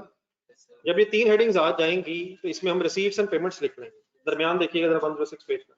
फिर यकीनन इसके बाद नेट कैश फ्लो ने आना, आगे क्या आना? कैश एंड कैश इक्विवेलेंट्स ने आना है, फिर ओपनिंग एंड क्लोजिंग लिखने हैं। तो इंशाल्लाह ये सेकंड पेज पूरा यूज हो जाना है। कुछ लाइनें अगर रहेंगी तो इंशाल्लाह उसके बाद में सोचेंगे, उस पर कोई होमवर्क में दे दूंगा। तो दो पेजेस में पहले आपने इस तरह से हेडिंग्स बना के मेरे साथ इकट्ठे होना है, थर्ड पेज पे वर्किंग शुरू होगी। आने इकट्ठे में, और कहीं थोड़ी सी हिम्मत कर लें, मेरा ख्याल है क्वेश्चन अटेम्प्ट हो सकता है।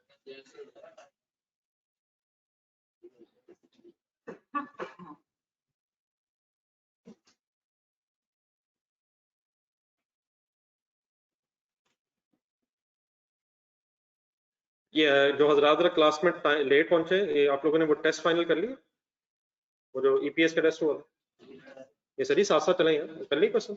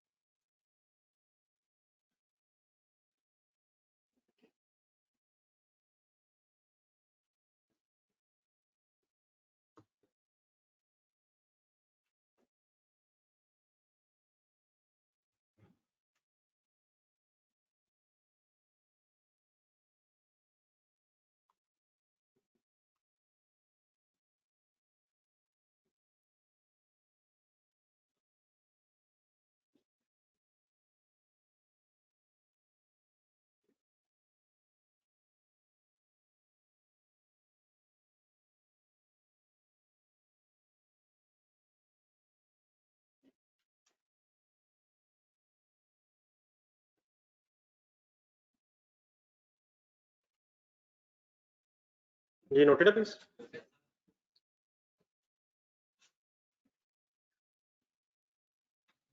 हेडिंग्स पूरी होगी sir online students? Third page पे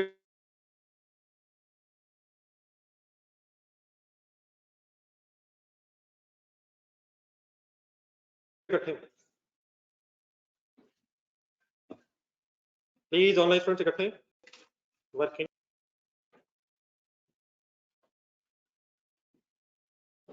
वर्किंग्स की हेडिंग देख के रुक जाएं। हमेशा हर क्वेश्चन में आप वर्किंग्स में सबसे पहला काम ये करेंगे, आइडेंटिफिकेशन ऑफ, कुछ ना लिखिएगा भी type, identification of cash and cash equivalents. Question में से हमेशा आपने वर्किंग्स में सबसे पहले कैश एंड कैश इक्विवेलेंट्स का डिसीजन लेना है। पेज नंबर 107 पे चलेगा। कैश एंड कैश इक्विवेलेंट्स के 4 कंपोनेंट्स ढूंढ के बताएं। पेज 110 पे वापस आ जाए।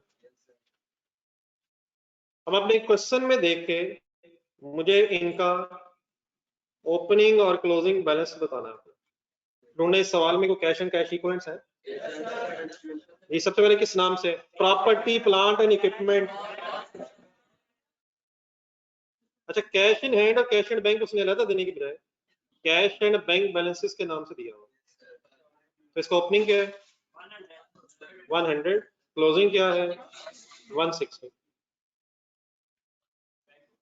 एक मिनट, ऑब्वियसली अगर अलग दिया होता तो हम कैश अलग लिख लेते, बैंक अलग लिख लेते।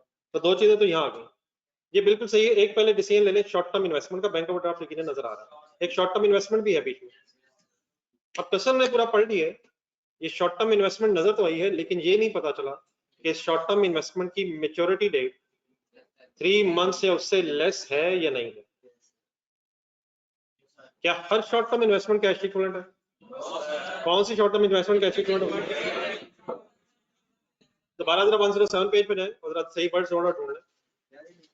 जिन इन्वेस्टमेंट की मेच्योरिटी डेट 3 मंथ्स या उससे कम होगी, ऐसी short term investments cash equivalent होंगी। वर्ड्स मिल गए? काफी लाइन है शायद, आखिरी सेंटेंस है शायद। अब क्वेश्चन में अगर हमें ये इन्फॉर्मेशन मिल जाए कि ये 3 मंथ्स की है या नहीं है, फिर तो हम अकॉर्डिंगली डिसीजन ले लेंगे।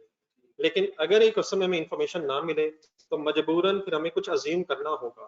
तो जो अज्यूम करना है इस केस में, वो मैं जरा बता देता हूँ। पेज नंबर 111 पे आए, इसका नोट नंबर 4 पर। Short term investment. अच्छा, ये नोट कब एप्लीकेबल है? अगर मेच्योरिटी डेट नहीं पता, अगर पता है अकॉर्डिंगली डिसीजन लेंगे, और अगर नहीं पता तो फिर क्या करेंगे। मैं पॉइंट नंबर 4 पढ़ रहा हूँ क्वेश्चन नंबर 2 के ऊपर। Short term investments can be classified as cash and cash equivalent. और आप जरा पेज नंबर 106 पे जाएंगे, कंसंट्रेट करें फुल, जरा सारी चीजें बड़ी पहले मिक्स कर लें। पेज नंबर 106 पे जाएं। वो वक्त आ गया है जिस वक्त के लिए हमने वो इन्वेस्टिंग एक्टिविटीज का आधा हिस्सा छोड़ा हुआ है। इन्वेस्टिंग एक्टिविटीज की डेफिनेशन ढूंढा था। मैंने अभी तक आपको कितने वर्ड्स पढ़ाए थे? Acquisition and disposal of non current assets पे रुके हुए थे हम।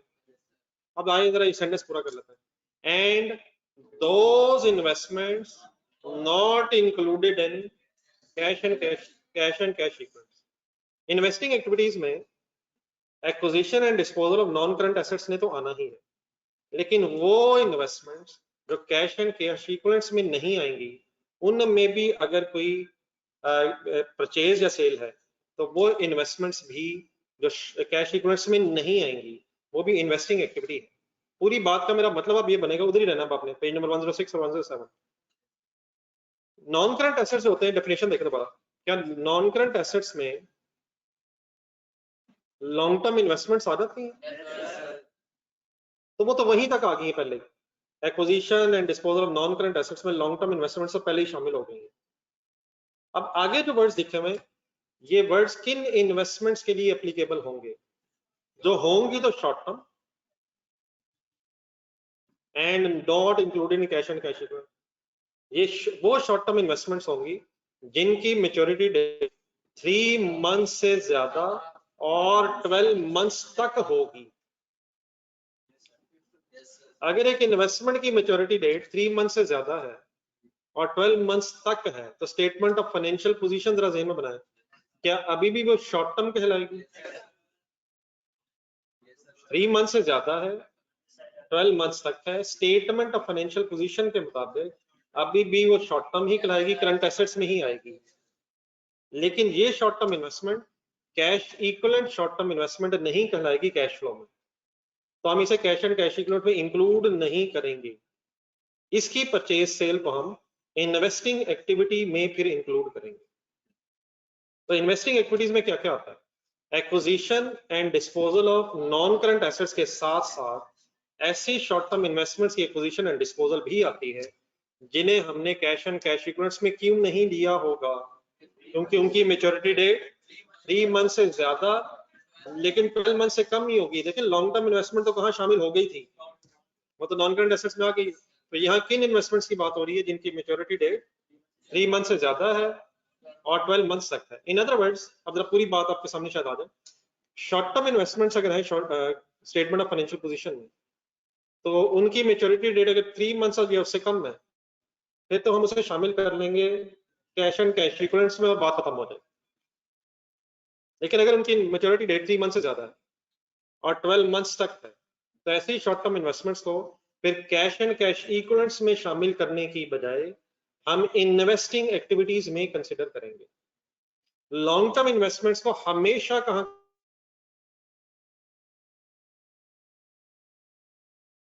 कैश एंड कैश इक्विवेलेंट हो सकती है, उसका तो सवाल ही क्यों नहीं है। उनकी तो मैच्योरिटी डेट 12 मंथ से ज्यादा होगी तो वो तो बहस से ही बाहर निकल गई है। ऐसी शॉर्ट टर्म इन्वेस्टमेंट्स जिनकी मैच्योरिटी डेट 3 मंथ से उससे कम है वो आ जाएंगी कैश एंड कैश इक्विवेलेंट्स में, और जिनकी मैच्योरिटी डेट 3 मंथ से ज्यादा और 12 मंथ्स तक है वो कहाँ की बजाय कहाँ आएंगी? कैश एंड कैश इक्विवेलेंट्स की बजाय इन्वेस्टिंग एक्टिविटीज में प्रेजेंट होंगी। अगर उन इन्वेस्टमेंट्स पे कैश गया है या इन्वेस्टमेंट्स बेच के कैश आया है तो ये रिसीट्स एंड पेमेंट्स फिर इन्वेस्टिंग एक्टिविटीज का पार्ट बनेगी।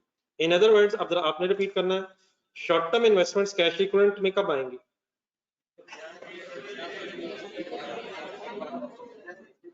और फिर उन्होंने कहीं नहीं आना, फिर उन्होंने कहीं नहीं आना मीन बस वो कैश फ्लो के एंड में कैश एंड कैश इक्विवेलेंट्स कहाँ आते हैं?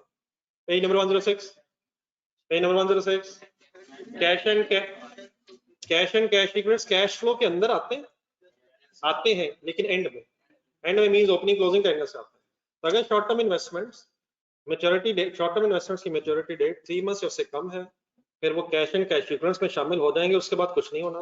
लेकिन अगर एक इन्वेस्टमेंट शॉर्ट टर्म नहीं है, 3 मंथ से उससे कम उसकी लाइफ नहीं है, उससे ज्यादा है, तो देन ऐसी short term investment cash and cash equivalents में आने की बजाय प्लीज कहाँ आ जाएगी?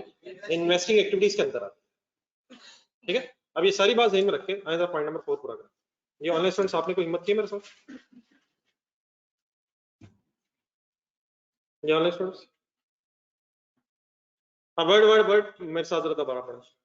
Short term investments can be classified as और कैन बी प्रेजेंटेड इन। अब अगर तो मेच्योरिटी डेट हो तो हम डिसीजन ले लेंगे, लेकिन अगर मेच्योरिटी डेट ना हो तो फिर आपने क्या अज्यूम करना है? नेक्स्ट सेंटेंस पढ़ें, do not include short term investments in cash and cash equivalents unless maturity date is given or it is mentioned in question that short term investments are highly liquid investments. highly liquid का क्या मतलब? जल्दी cash में convert हो जाएंगी, वही explain हुआ, readily convertible into cash. क्या मतलब बना जी? do not include short term investments को कैश एंड कैश इक्विवेलेंट्स में कब तक ना लेके जाएं? जब तक या तो उसकी मेच्योरिटी ना डेट ना बताई हो और वो कितनी हो, लेस देन 3 मंथ्स या लेस देन 3 मंथ्स हो, और या उसकी जगह क्या वर्ड्स यूज हुए हो कि ये हाईली लिक्विड इन्वेस्टमेंट है जो कैश में जल्दी से कन्वर्ट हो जाएगी. अगर ये दो चीजें बताई हो, कौन कौन सी? या मेच्योरिटी डेट या हाईली लिक्विड इन्वेस्टमेंट, फिर आप क्या करेंगे? फिर तो कैश एंड कैश इक्विवेलेंट में लिख लेंगे. लेकिन अगर ये ना बताया फिर यहाँ नहीं लिखेंगे, फिर मुझे कहाँ याद करवाएंगे? इन्वेस्टिंग में याद करवाएंगे. आइए आप सवाल पढ़ें, बताएं मैं कितना लिखूं शॉर्ट टर्म इन्वेस्टमेंट्स? क्या यहाँ लिखूं? क्यों नहीं यहाँ लिखवा रहे? ना मेच्योरिटी डेट मिली है, ना हाईली लिक्विड इन्वेस्टमेंट की कोई डिटेल मिली है. अब याद रहेगा प्लीज. ये और कोई कंपोनेंट है? Bank overdraft. ये सबको पता है, मैंने शॉर्ट टर्म इन्वेस्टमेंट यहाँ क्यों नहीं लिखी? लेकिन अब कहाँ मुझे याद करवाना है आपने? बैंक ओवरड्राफ्ट लिखो. ओपनिंग कितना है इसका? ओपनिंग सर, क्लोजिंग कितना है? 400. लेकिन क्या ये पॉजिटिव फिगर्स आएंगे, नेगेटिव आएंगे? डरना बिल्कुल नहीं है, नेगेटिव फिगर्स आएंगी. और जब हम ये काम कर लेंगे तो फिर इनको आपस में प्लस माइनस नेट ऑफ कर लेंगे. कंसंट्रेशन से मेरे वर्ड सुना. 2005 में अगर मैं वर्किंग करूं तो finally cash and cash equivalents का ओपनिंग बैलेंस 100 नेगेटिव आ रहा है और closing balance of cash and cash equivalents 240 negative आ रहा है. Balance of cash and cash equivalents 100 negative. What should be the closing balance of cash and cash equivalents? 240 negative. Why negative? क्योंकि negative amount ज्यादा था. लिखें जी. कहाँ लिखा है मैंने? तो वर्किंग में सबसे पहला काम आप सवाल में से ढूंढेंगे कैश एंड कैश इक्विवेलेंट्स. ये ऑनलाइन स्टूडेंट्स को कंफ्यूजन नहीं होगी?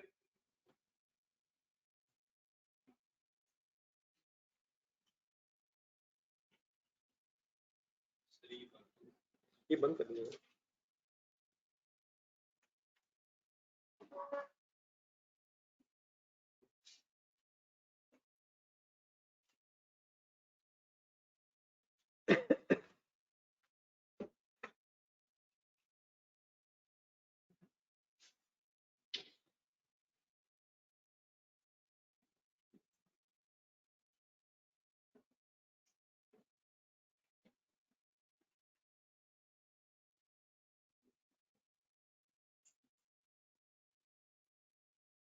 से जरा पुराने जमाने का ऐसे ही जरा ऐसे सिग्नल जाते जाते टाइम लग रहा है. इंशाल्लाह भी आप देखिएगा, इसने मान लेना. देखें आप उस पर मुस्कुराएं और बंद हो.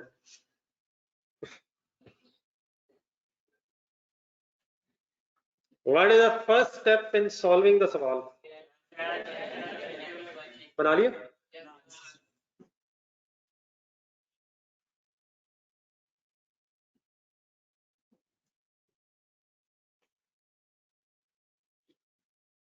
जब ये काम हो जाएगा तो उसके बाद फिर आपने कुछ लेजर्स ओपन करने. दोबारा मेरे पहले वर्ड्स पूरे होने दीजिएगा. अब आपने अपनी स्टेटमेंट ऑफ फाइनेंशियल पोजीशन देखा सवाल की. स्टेटमेंट ऑफ फाइनेंशियल पोजीशन में अब जो ओपनिंग क्लोजिंग बैलेंसेस दिए हुए हैं, जिन जिन हेड्स के ओपनिंग क्लोजिंग बैलेंसेस दिए हुए हैं, इनके अपने लेजर बनाने. What is the first step? Identification of cash and cash equivalents. What is the second step? Prepare the ledgers of those heads which are appearing in the statement of financial position, except सुने गौर से cash and cash equivalents. किनको छोड़ के आपने बनाने? किसके बनाने हैं, किनको छोड़ के? स्टेटमेंट ऑफ फाइनेंशियल पोजीशन में बैलेंसेस होते हैं या प्रॉफिट एंड लॉस में? तो स्टेटमेंट ऑफ फाइनेंशियल पोजीशन में जितने हेड्स हैं उनके अपने लेजर्स बना के ओपनिंग क्लोजिंग लिख लेना, except cash and cash equivalent, क्योंकि कैश एंड कैश इक्विवेलेंट्स ने तो अब एंड में प्रेजेंट होना. तो मीन्स टू से लेट मी स्टार्ट. और आप फिर कैसे बनाएंगे, एक मिनट आ जाएंगे. सबसे पहले हेडिंग आ गई है प्रॉपर्टी प्लांट इक्विपमेंट. अभी क्योंकि वर्किंग्स है इसलिए हम थोड़ा सी अगर एब्रिविएशन यूज कर लें तो कोई इशू नहीं. ब्रॉड डाउन बताएं. 10,000. कैरी डाउन बताएं. अब लेजर बनाते हुए यकीनन हमने बीच में कोई ढूंढना है, क्योंकि मूवमेंट अगर पता चली हमें तो मेरा ख्याल है 3-4 लाइनें होनी चाहिए हर लेजर में। शायद एक मैं और बना दूँ। क्या ये प्रॉपर्टी प्लांट इक्विपमेंट का लेजर डब्ल्यूडीवी पे बन रहा है? इसकी क्या वजह? इनटेंजिबल एसेट्स का एक बनवा दो। Brought down 1000, carry down 1200। क्या ये भी डब्ल्यूडीवी पे बना? है। दो और शॉर्ट टर्म इन्वेस्टमेंट्स का क्यों बनवा रहे हैं आप? अगर ये short term investments cash and cash equivalent में आ जाती फिर इसका लेजर हम ना बनाते। मैं किन के लेजर्स बनाऊंगा? All items in state on financial position except cash and cash equivalent. आप इस तरह करें जरा, बस 2 से ज्यादा ना बनेगा, आमने सामने 2 कर लें, और मेरा ख्याल है पेज पे मैक्सिमम 8-9 से ज्यादा ना हो तो बेहतर है। खुला खुला ही करें आमने सामने, और हर लेजर के लिए 3-4 लाइनें छोड़ दें, जैसा मैं बना रहा हूँ शायद। और अब आप ये बैलेंसेस कहाँ से देख के लिखेंगे? जहां से आपने मुझे देख के लिखवाए हैं। कहाँ से मुझे देख के लिखवाए हैं? सवाल से। अब आप बोर्ड से देख के लिखेंगे या सवाल से देख के लिखेंगे? हाँ, बोर्ड पे आप चेक जरूर करेंगे, क्योंकि आपको पता ही अक्सर मैं कैलकुलेशन एरर कर देता हूँ। हाँ हो जाती है यार, इंसान हूँ यार, क्या हो? स्टॉक का ब्रॉड डाउन है 1000। अच्छा, स्टॉक तक जरा इकट्ठे होना मेरे साथ, स्टॉक की वर्किंग तक इकट्ठे होना। Simply what is the second step जो आप कर रहे हैं? किन के?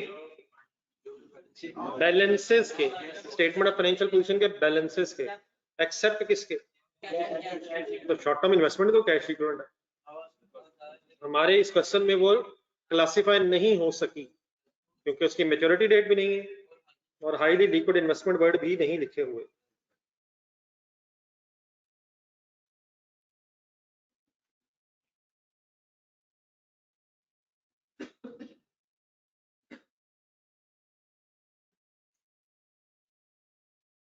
तो ये एक फिगर तो सवाल में से देख के लिखें यार।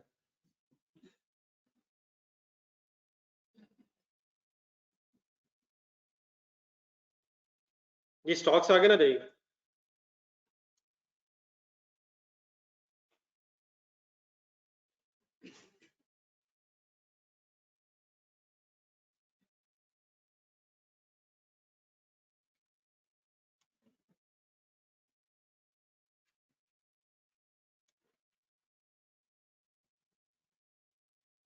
ये इकट्ठे सर।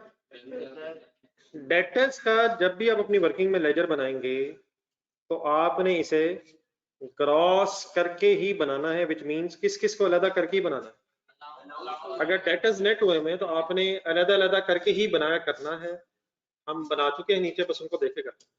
तो डेटर्स अगर कभी सवाल में नेट हो तो वर्किंग्स करते हुए जब आप डेटर्स का लेजर बनाने लगेंगे तो क्या वर्ड जहन में आएंगे कि डेटर्स को ग्रॉस करके अलाउंस अलग प्रेजेंट करना, ताकि याद होपफुली आपको आ जाए, हम बैड डेट्स ट्रांजैक्शन की वो कभी अलग आइडेंटिफाई कर सकें।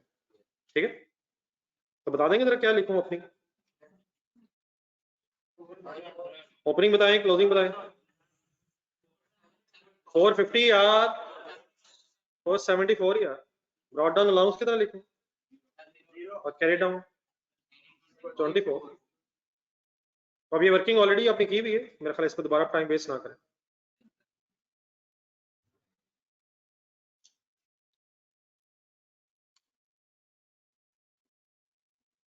चलो आगे।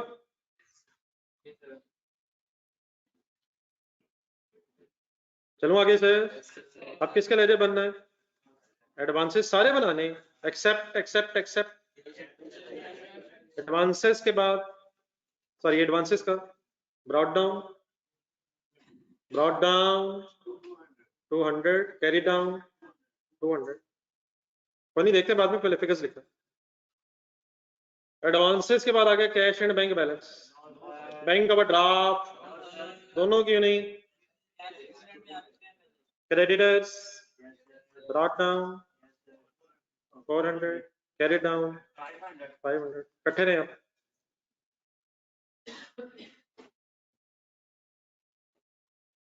प्रोविजन फॉर टैक्सेशन वर्ड ध्यान में रखना है, किसको कहते हैं?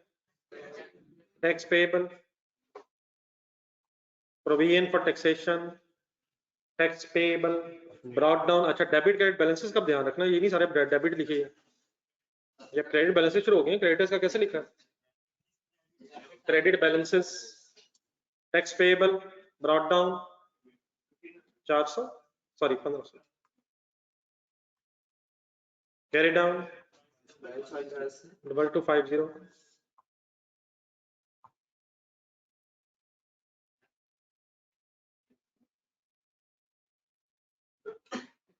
ये टैक्स पेएबल तक आ गए सर।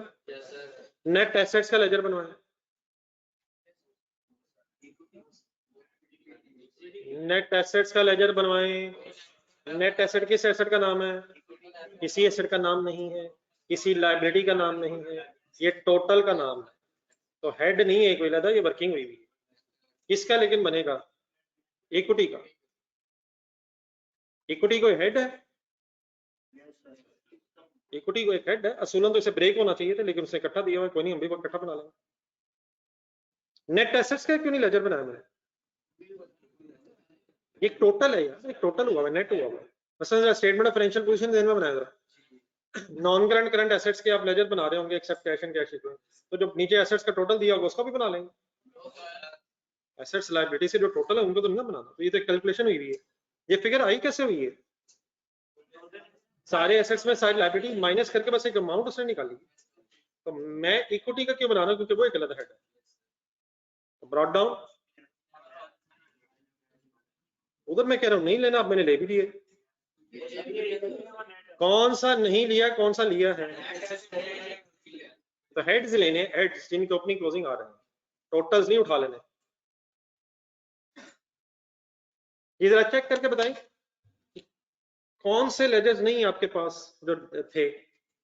और सेंटेंस मेरा रिपीट कर दे मैं क्या बोल रहा था। आपने अपनी वर्किंग्स में जो लेजर बनाए हैं, सब के बनाए हैं, सब किसके? सब statement of financial position items के।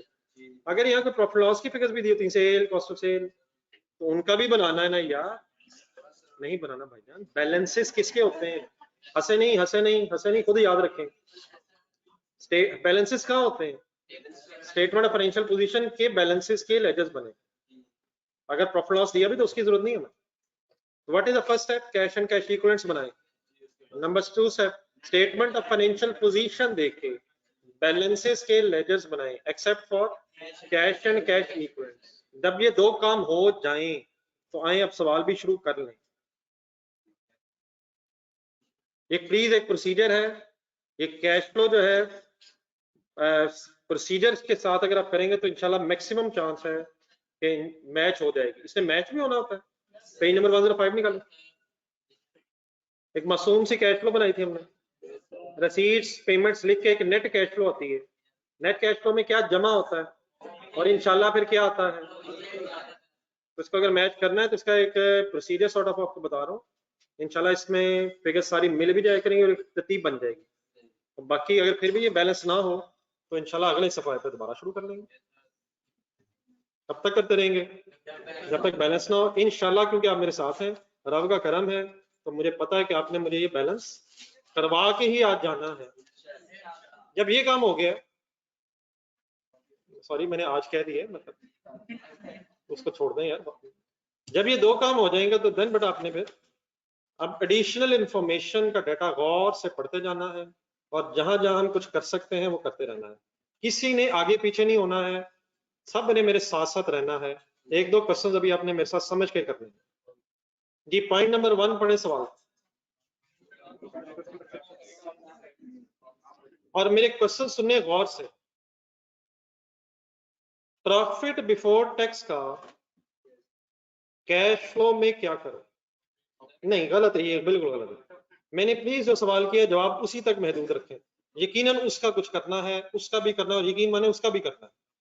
मेरा मासूम सवाल जहां तक होगा काइंडली वहीं तक रहे। जो जो फिगर नजर आ रही है उसका पहले डिसीजन ले लें, जो नहीं नजर आ रही इंशाल्लाह वो आ जाने, वो टेंशन ना लें।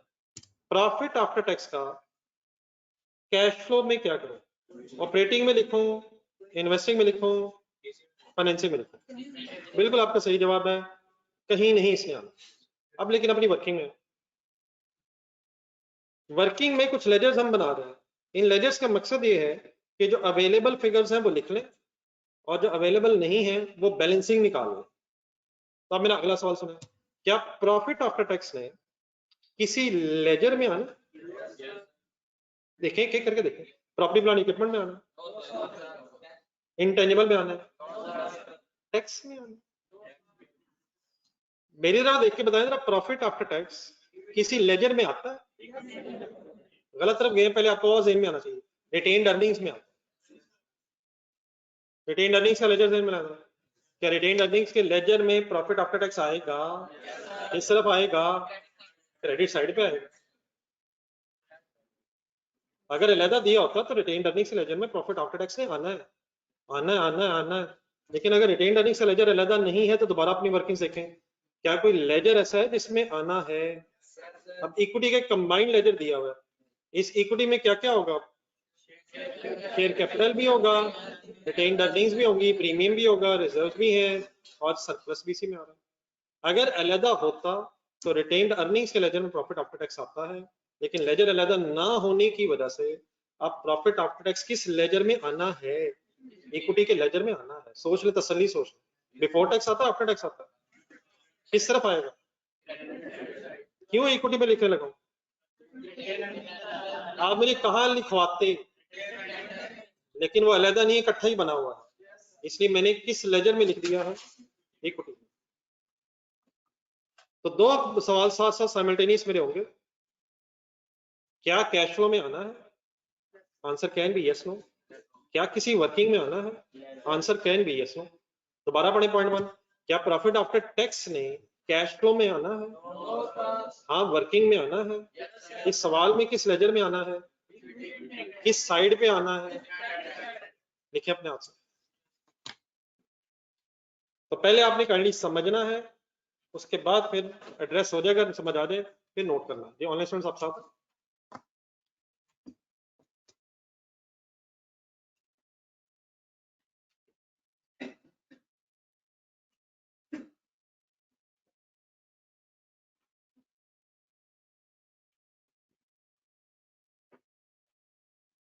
ये जे नहीं कंफ्यूज।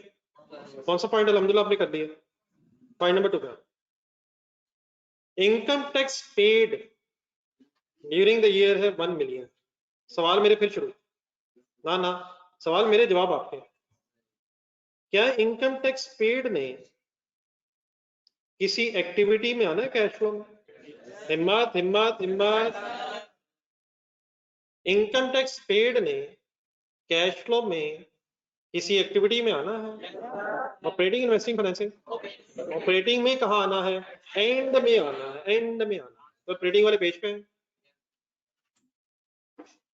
तो ये कोई तरीका नहीं होता है कि पहले उसी तरतीब से, जिस तरतीब से फॉर्मेट याद किया वही फिगर ढूंढे। जो जो मिलती जाएगी वो जरा फॉर्मेट ज़हन में रख के लिखते जाएंगे। तो ऑपरेटिंग एक्टिविटीज का स्टार्ट में यकीनन क्या आना है?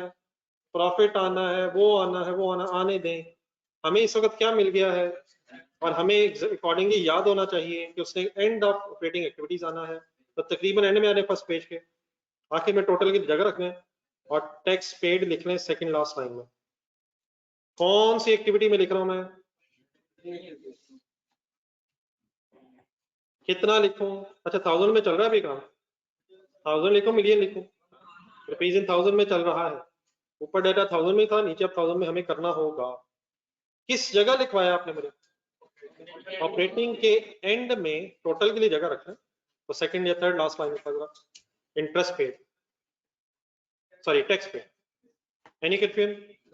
याद आ गया सबको? Tax paid.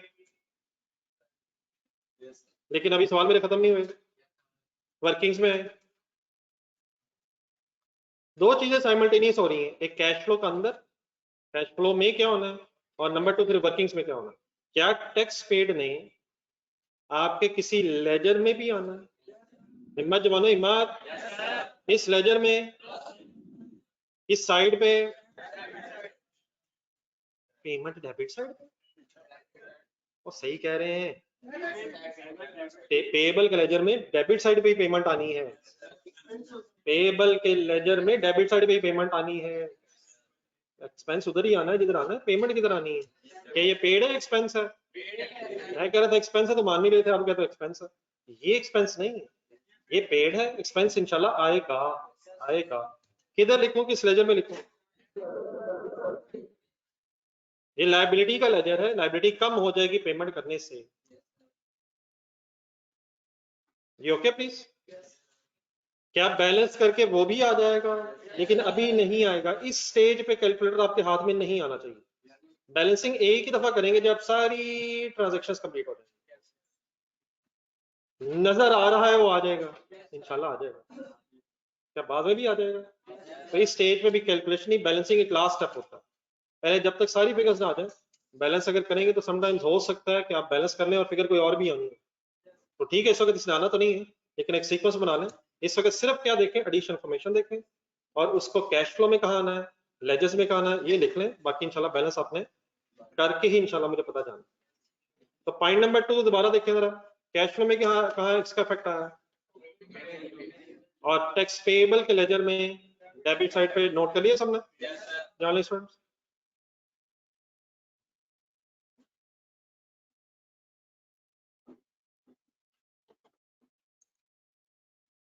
Number 3, depreciation indirect method है, कहीं कैश फ्लो में आनी है?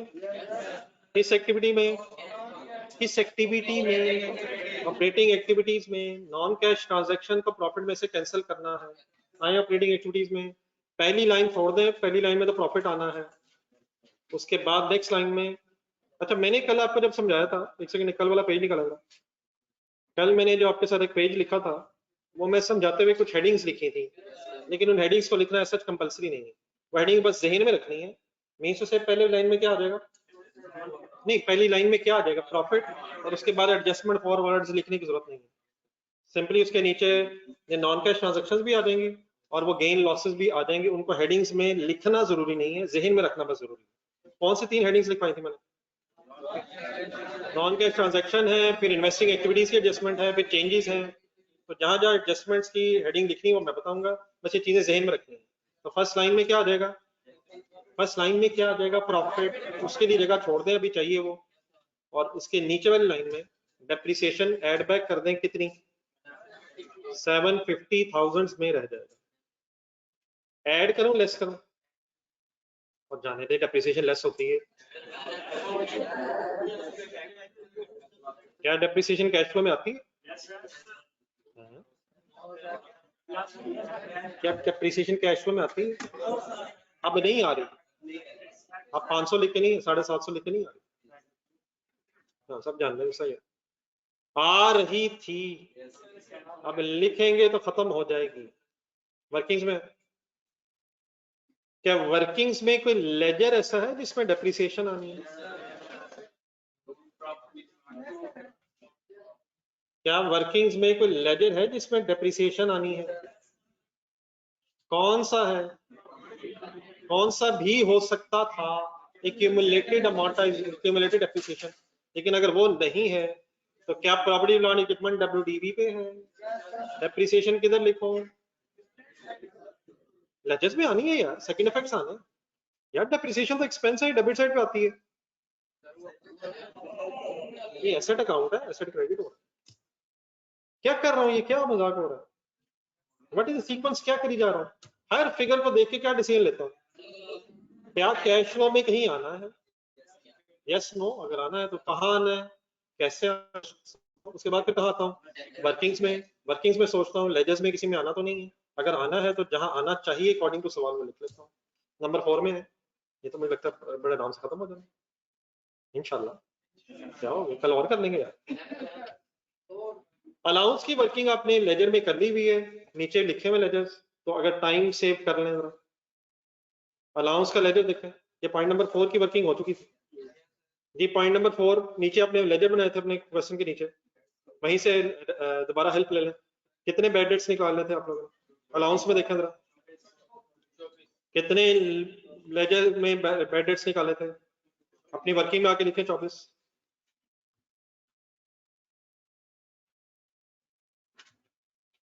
के बैड डेट्स निकला है जैसे, एंट्री बोले। Bad debts debit allowance credit, क्या ये बैड डेट्स, ये क्लियर है प्लीज? तो वही मैंने नीचे से लिखा, बैलेंसिंग डिफिकल्ट ईमेल। ये 24 जो फिगर है, क्या इसने आपकी कैश फ्लो में कहीं आना? आना है, ऑपरेटिंग एक्टिविटीज में आना है। क्यों आना है? नॉन कैश ट्रांजैक्शन है, कैंसिल होना है इसने। डेप्रिसिएशन अगली लाइन में जाए। बैड डेट्स 24 प्लस करूं या लेस करूं? ऐड लेस, ऐड क्यों? इफेक्ट कैंसिल होना। तो इसने बैड डेट्स ने ऑपरेटिंग एक्टिविटीज में प्रॉफिट में ऐड बैक होना है, और इसका सेकंड इफेक्ट होने जाके जरा वो शायद मैंने पहले लिख दी है, वो अलाउंस के लेजर में आ जाना है। पूरी डबल एंट्री क्या बनी? Bad debts debit allowance credit. तो एक इधर लिखे और दूसरा इफेक्ट कहाँ लिखे? अलाउंस के लेजर में। ठीक है। अच्छा, यहीं से एक डेटर का लेजर भी बना था।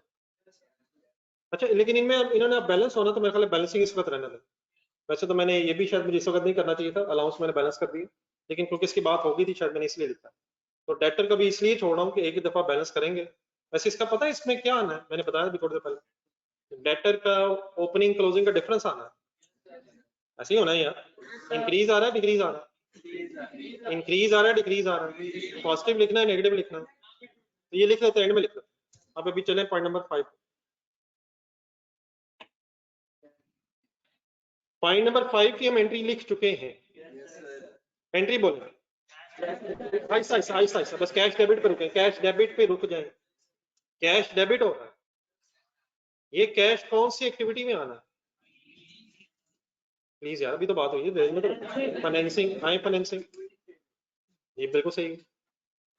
फाइनेंसिंग एक्टिविटीज वाले हेडिंग में receipt from issue of shares, कितने पैसे आए हैं?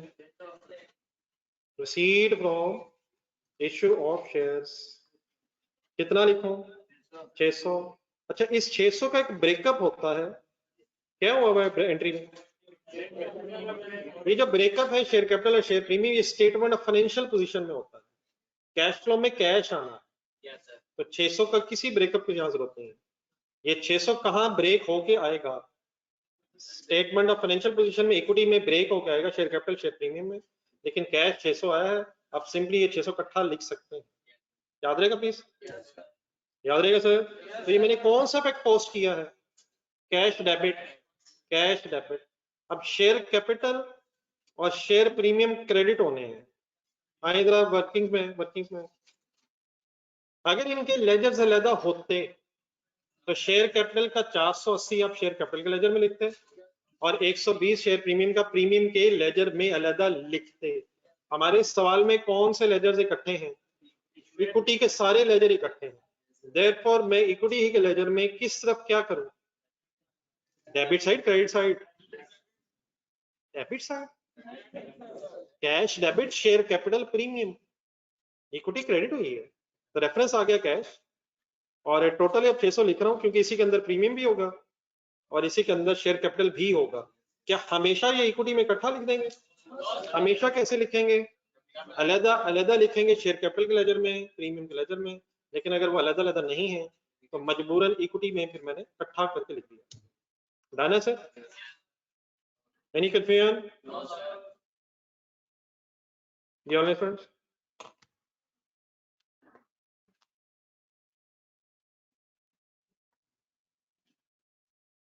पॉइंट नंबर 6 का interest paid, markup paid means interest paid. दोबारा कंसिडरेशन, क्या इंटरेस्ट पेड ने कैश फ्लो में कहीं आना है? कहाँ यार? ऑपरेटिंग एक्टिविटीज के एंड में ही आना है, टैक्स पेड से ऊपर आ जाएगा। टैक्स पेड ढूंढे, उससे ऊपर वाली लाइन में आ जाए, इंटरेस्ट पेड।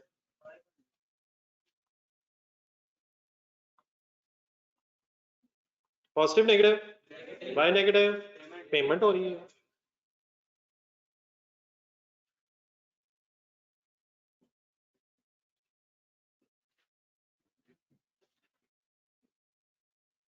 ठीक है सर? लेकिन सवाल मेरा अगला गौर से सुना, वर्किंग्स में क्या ये इंटरेस्ट पेड किसी लेजर में भी आना है? क्या ये इंटरेस्ट पेड किसी वर्किंग के लेजर में भी आना है? किसने कहा नहीं आ सकता है? क्या इस सवाल में इंटरेस्ट पेड ने किसी लेजर में भी आना है? किस लेजर में आना था अगर होता? वो तो है नहीं, तो इसका मतलब इस इंटरेस्ट पेड ने किसी लेजर में इस वक्त नहीं आना है। किस में आ जाना था इसने? इंटरेस्ट पेएबल में इसने डेबिट साइड पे आ जाना था अगर वो होता, तो किसी लेजर में इसने नहीं आना। लेकिन अगर इसका इंटरेस्ट पेएबल का लेजर नहीं है, तो क्या इसका मतलब ये तो नहीं कि इंटरेस्ट पेड ही इंटरेस्ट एक्सपेंस है? क्या ना होने की वजह से क्या ही क्या हो गया है? तो क्या इनडायरेक्ट मेथड में इंटरेस्ट एक्सपेंस कहीं आना है?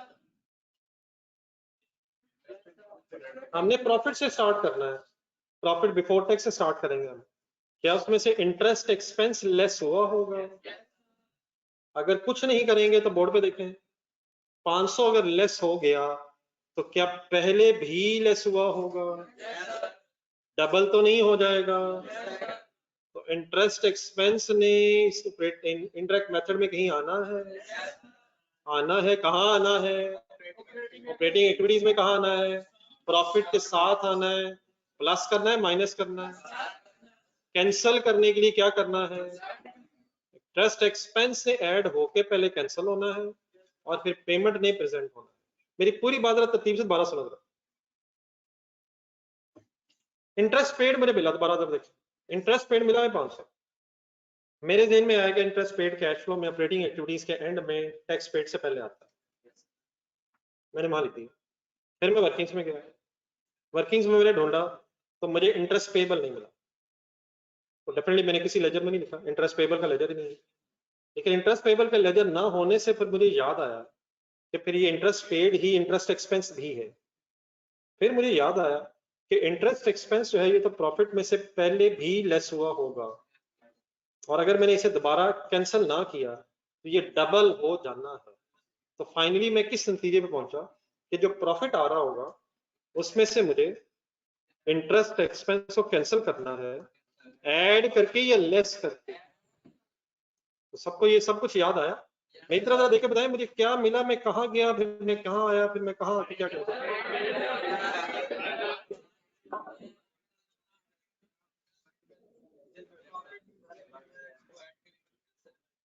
मैं इतनी देर में 2 मिनट में आता जाता हूँ, आप 2 सेकंड में आ जाते हैं। देख के लिखे सर इंटरेस्ट एक्सपेंस। जी ऑनलाइन स्टूडेंट्स आप क्लियर हो गए?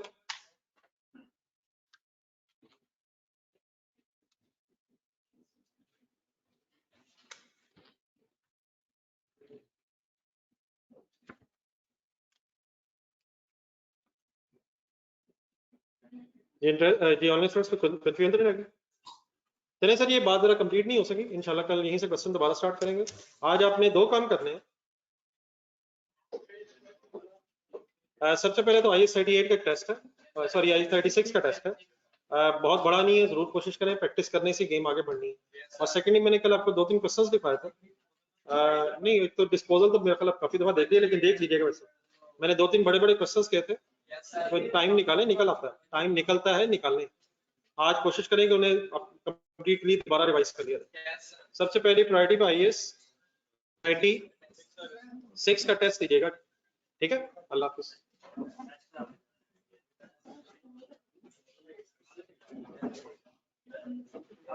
जी बेटा हम इंटरेस्ट एक्सपेंस को पहले ऐड करेंगे ताकि जो उसका इफेक्ट प्रॉफिट के अंदर है वो कैंसिल हो जाए, और पेमेंट को प्रेजेंट करेंगे ताकि शेयर होल्डर्स को पेमेंट की फिगर दिखाई जा सके, ठीक है?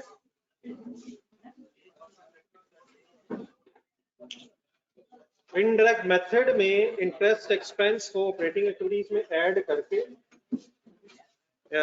कैश जनरेटेड फ्रॉम ऑपरेशंस में से लेस करेंगे, नीचे ऑपरेटिंग एक्टिविटीज के एंड में आगे इंटरेस्ट एक्सपेंस ऐड करेंगे और इंटरेस्ट पेड को फिर लेस कर देंगे। ऑनलाइन स्टूडेंट्स और तो नहीं कोई क्वेश्चन है क्या?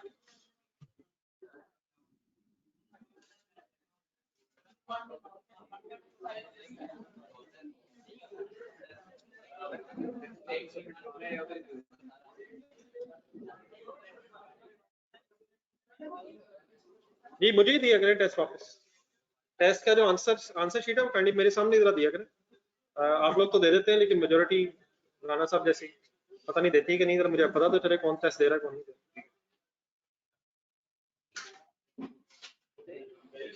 जी हो तो बहुत कुछ सकता है लेकिन सर जरूरत नहीं है, तो जरूरी नहीं है। अगर करना है तो कर लें लेकिन कोई जरूरी नहीं है। दिखाना चाहे तो दिखा सकते। अल्लाह हाफ़िज़।